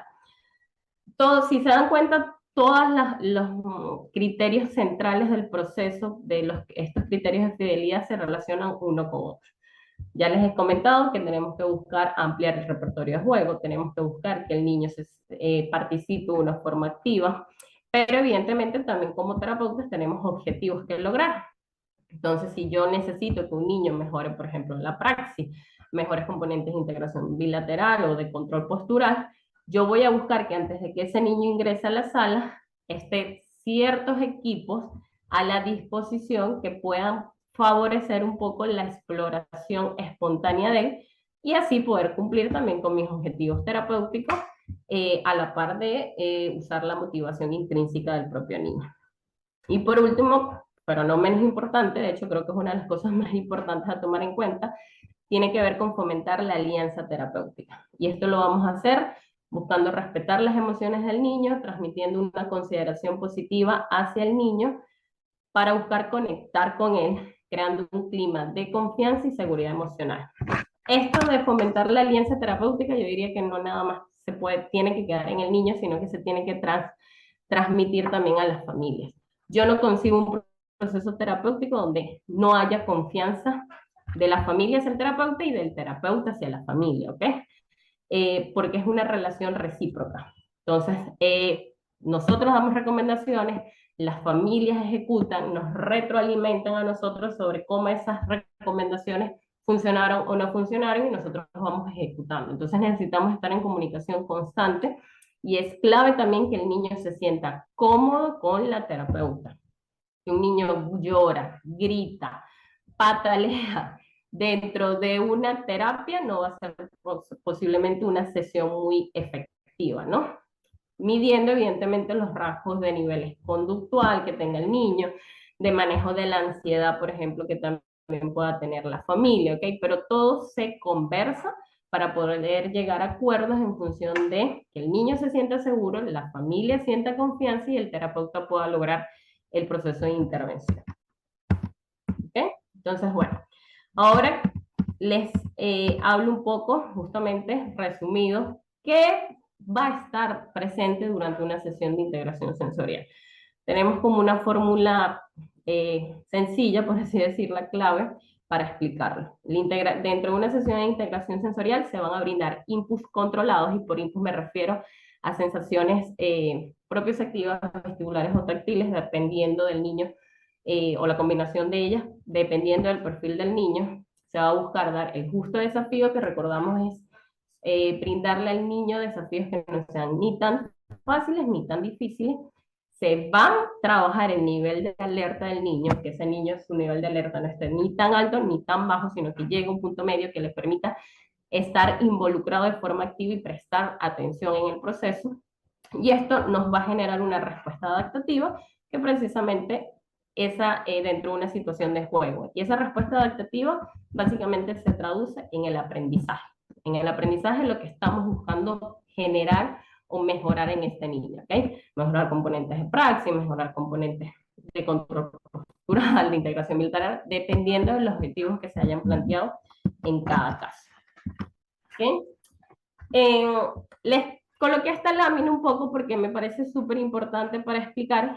Hablo un poco de las consecuencias en el desarrollo de los niños cuando hay fallas de procesamiento sensorial, ¿ok? No coloqué en la lámina el estudio, sin embargo, si lo tengo anotado, lo pasaré de repente a ver si lo quieren leer más profundo, porque de verdad es algo está bien interesante. Este estudio nos habla de las consecuencias en el desarrollo cuando hay fallas de procesamiento sensorial implica que van a haber alteraciones funcionales y estructurales de la citoarquitectura cerebral, ¿ok? Van a disminuir el número de dendritas, disminuye el número y la calidad de la sinapsis de una neurona a otra, hay una alteración de los niveles bioquímicos de transmisores, aumentan la cortisona y disminuyen la serotonina y la dopamina. Tenemos que recordar que la cortisona es un neurotransmisor, el neurotransmisor del estrés, ¿ok? Disminuye el volumen y el peso del cerebro, disminuye el riego sanguíneo y disminuye el metabolismo, glucosa y oxígeno. En la imagen que está en la lámina vemos 3 divisiones, por así decirlo, ¿ok? La primera división es cómo está la neurona de un niño que tiene fallas de procesamiento sensorial. La segunda división es un niño que ya inicia, este mismo niño inició el proceso de intervención, y en la tercera división vemos cómo ha aumentado, por así decirlo, la telaraña. Esa telaraña quiere decir que han aumentado las redes neuronales de un mismo niño, ¿ok? ¿Qué les quiero mostrar con esta imagen? Que un proceso de intervención de integración sensorial logra cambios cerebrales. Estamos hablando de que estos son procesos neurológicos, ¿ok?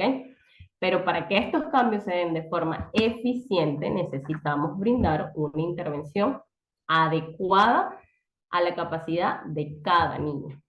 La integración sensorial realmente logra cambios positivos, yo diría, no solamente en el niño, sino también en la familia. ¿Okay? La integración sensorial no es simplemente un proceso neurológico contenido enteramente dentro del individuo, es un proceso complejo a través del cual los individuos median con el mundo, por lo que está directamente ligado a la ocupación. ¿Okay? La forma en cómo nosotros procesamos la información, muchas veces incluso hay estudios que indican que determinan, por ejemplo, la elección de nuestras ocupaciones.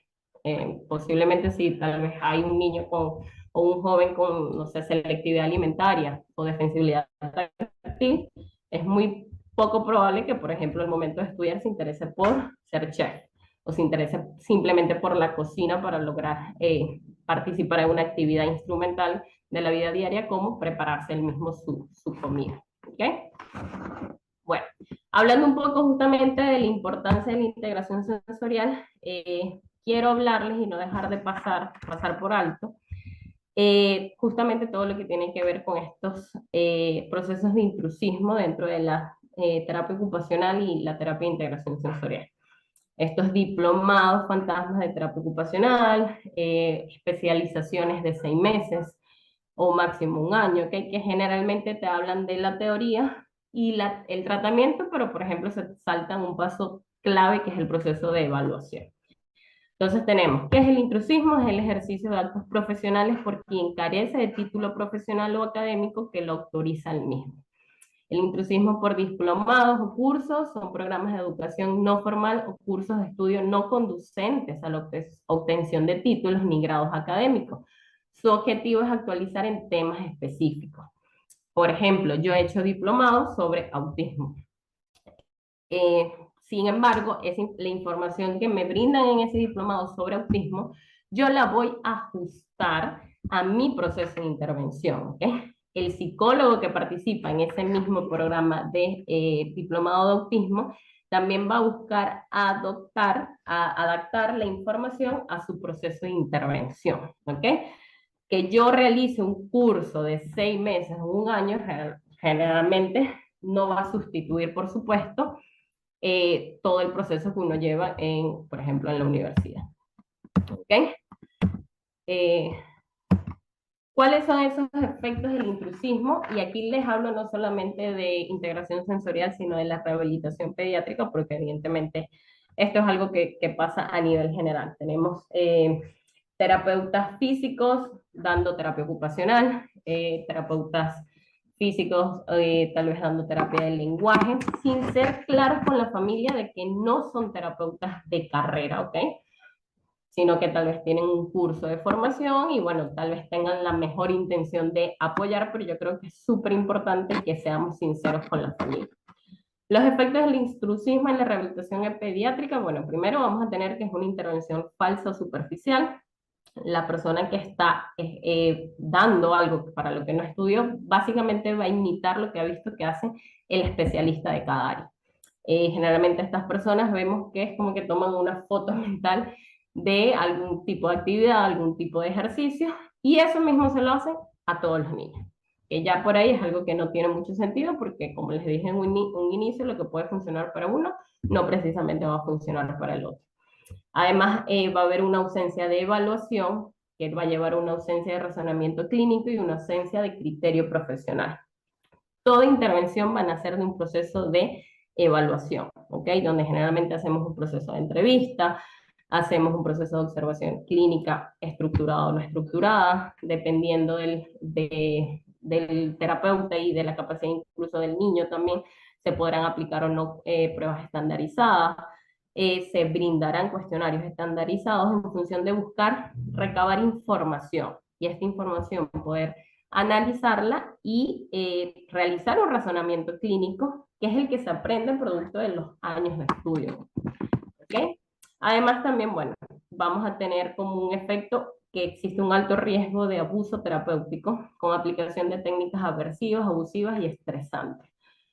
No se puede imaginar la cantidad de niños que yo he recibido con claros signos de inseguridad gravitacional o aversión al movimiento, y han estado recibiendo terapia en otros centros, con otros terapeutas que tal vez no son especialistas propios del área, y la respuesta de la familia siempre es: el niño se tiene que acostumbrar, se tiene que acostumbrar al movimiento.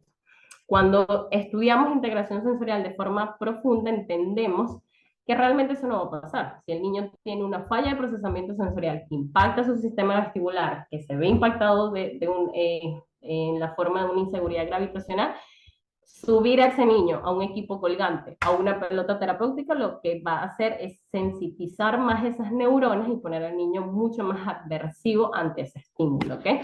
Lo que lleva a que el niño, por supuesto, entre en lucha, en huida, se estrese realmente, porque lo están obligando a hacer algo que, para lo que su cuerpo no está preparado.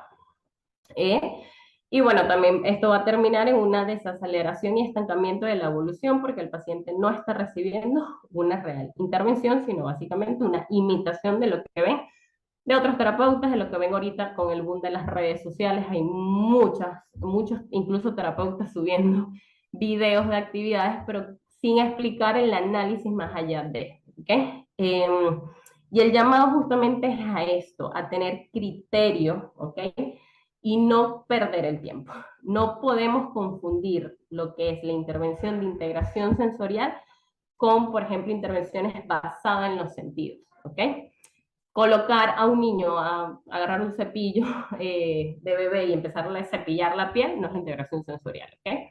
No quiere decir que esté mal, todo va a depender del caso. Tampoco quiero decir que la intervención sensorial, de integración sensorial, no se pueda combinar con otros modelos. Sí se puede, y de hecho la mayoría de los terapeutas combinamos modelos y marcos teóricos de acuerdo a la experiencia que vamos teniendo. Pero hay que saber delimitar. Esto es integración sensorial, es una intervención basada en los sentidos, de forma aislada la integración sensorial, esto es una intervención basada en el desarrollo, o sea, hay que estar claro qué es cada cosa, ¿ok? Y si ustedes como familias tienen dudas sobre algo en específico, bueno, la invitación es justamente a que lo puedan preguntar y consultar con sus terapeutas a cargo. Por último, les quiero dejar esta frase que, bueno, es una de las que más a mí me gusta con respecto al autismo. El autismo no es un don ni una maldición, simplemente es lo que es. Céntrate en la persona, ellos son el verdadero regalo. Si bien sabemos que el autismo sin duda trae desafíos para la familia, para el niño, incluso para los terapeutas, ¿ok? Porque quienes estamos en autismo sabemos que tenemos que estar en constante actualización, porque en autismo todavía, o sea, no está todo escrito, todavía hay muchas cosas que se están descubriendo. Sin embargo, no podemos olvidar que son niños, que son jóvenes, más allá de un diagnóstico, ¿ok? Hay que darles la oportunidad de que también ellos se diviertan y entender que merecen tener una calidad de vida, que merecen tener felicidad como el resto de las personas, ¿ok? Bueno, muchísimas gracias. Muchas gracias, licenciada. Ha sido una ponencia muy bonita y que nos sirve a todos los papás, a todos los que estamos presentes. Hay algunas preguntas, espero que usted nos pueda resolver algunas dudas que han dejado por el chat. Claudia se las va a hacer y esperamos pues que usted tenga el tiempo necesario para poderlas responder. Y pues hay una participante, la señora Úrsula, creo que le vamos a dar unos 3 minutos para que pueda al final hacer oral su pregunta. Te dejo, Claudia, a ti.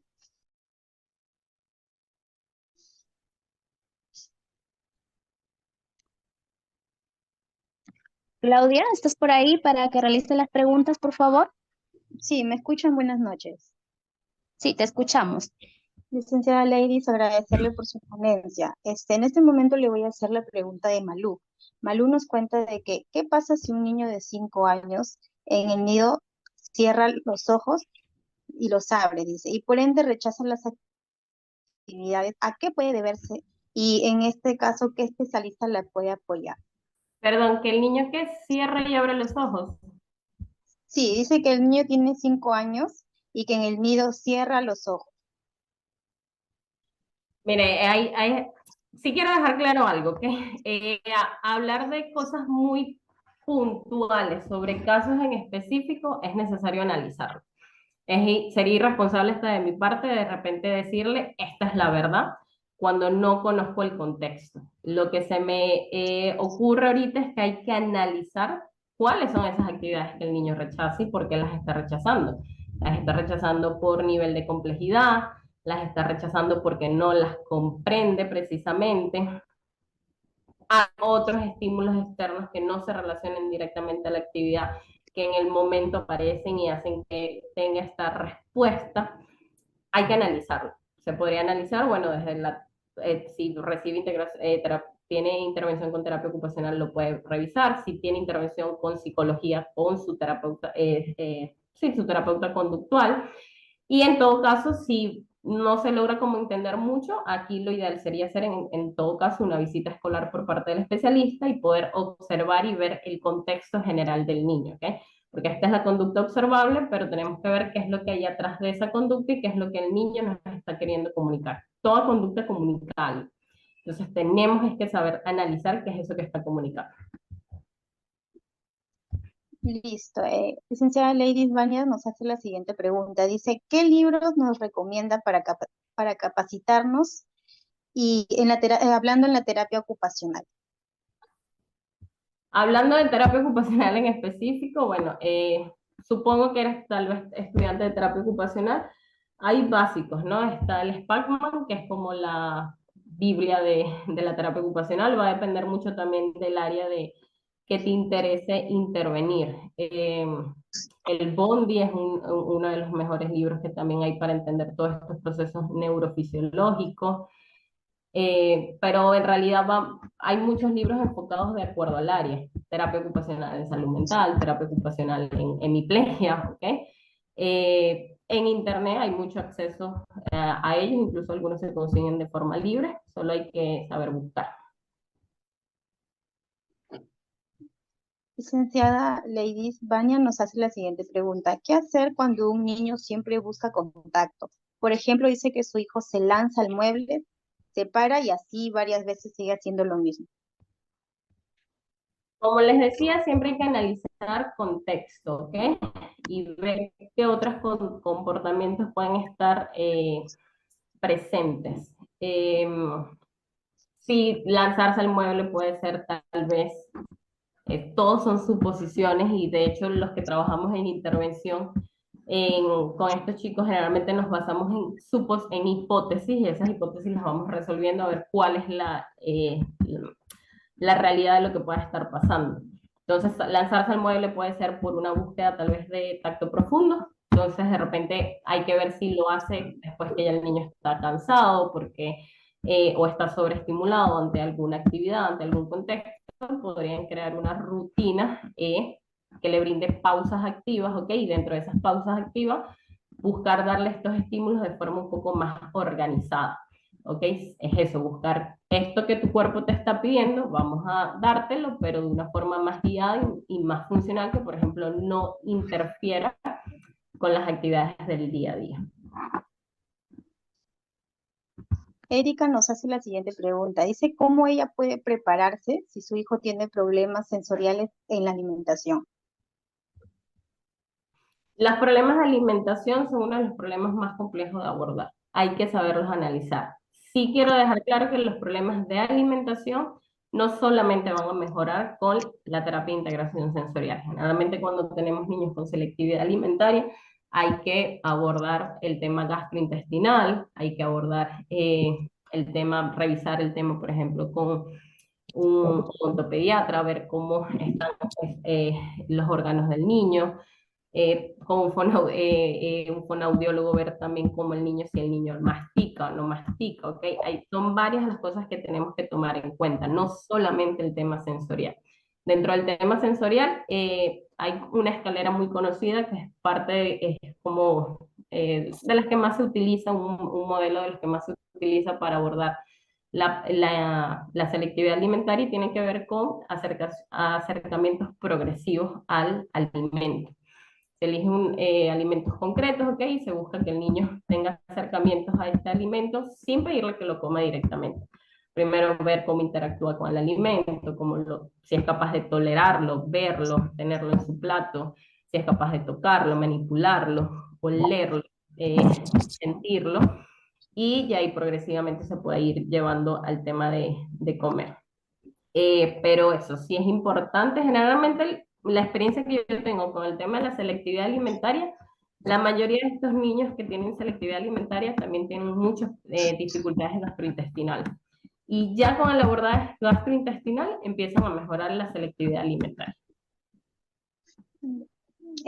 Señorita Ladies, Liliana es una docente, nos cuenta de jardín de 4 años. Dice que ella tiene un niño TEA nivel 2.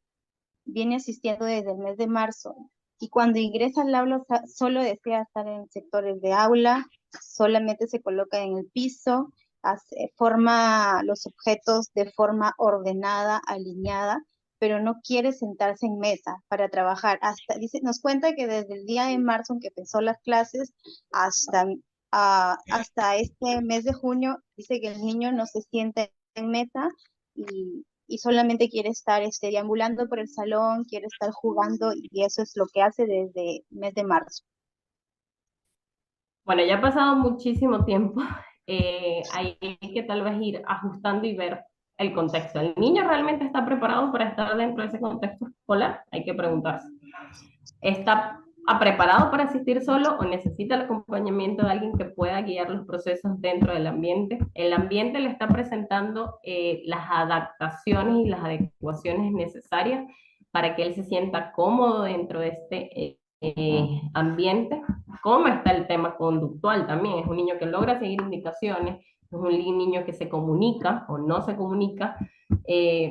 Y por comunicación no hablo de que hable, sino que al menos tenga un sistema alternativo para decir lo que quiere o no quiere, y no sea solamente tirándose al piso. Si este niño no está recibiendo intervención, aquí directamente hay que trabajar mucho con la familia, ver el contexto escolar.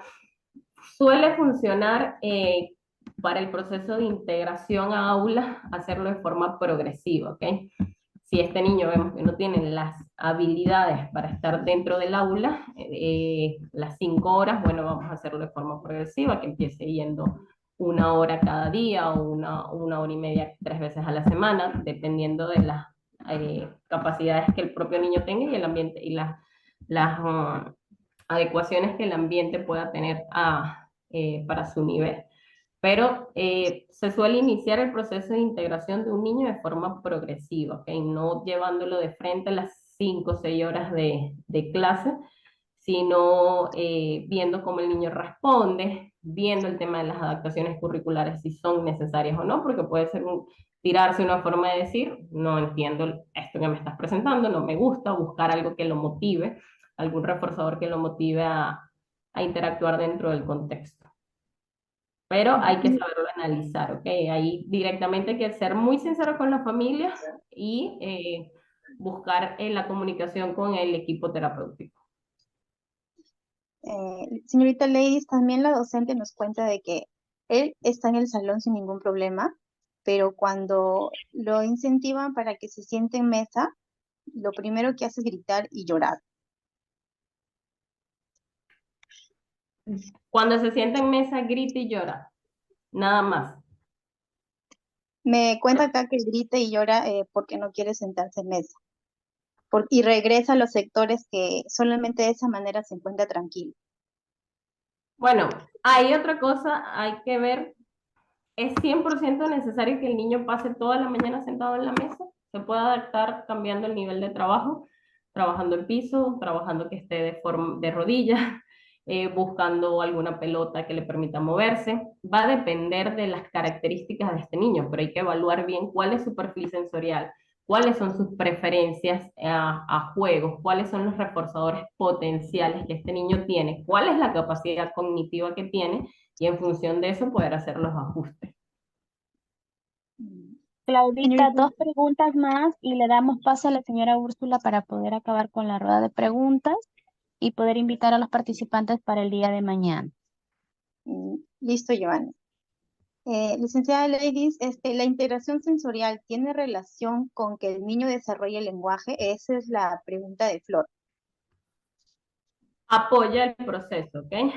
Como les dije en un principio, el cerebro no trabaja de una forma aislada. Es una máquina perfecta que para que se active una cosa, algo, primero la base tiene que estar funcionando. O sea, hay una pirámide muy conocida que es como la pirámide de aprendizaje, donde tenemos, por así decirlo, nos podemos imaginar una casita, cuya casita, el techo va a ser aprendizaje, comunicación e independencia en las actividades de la vida diaria.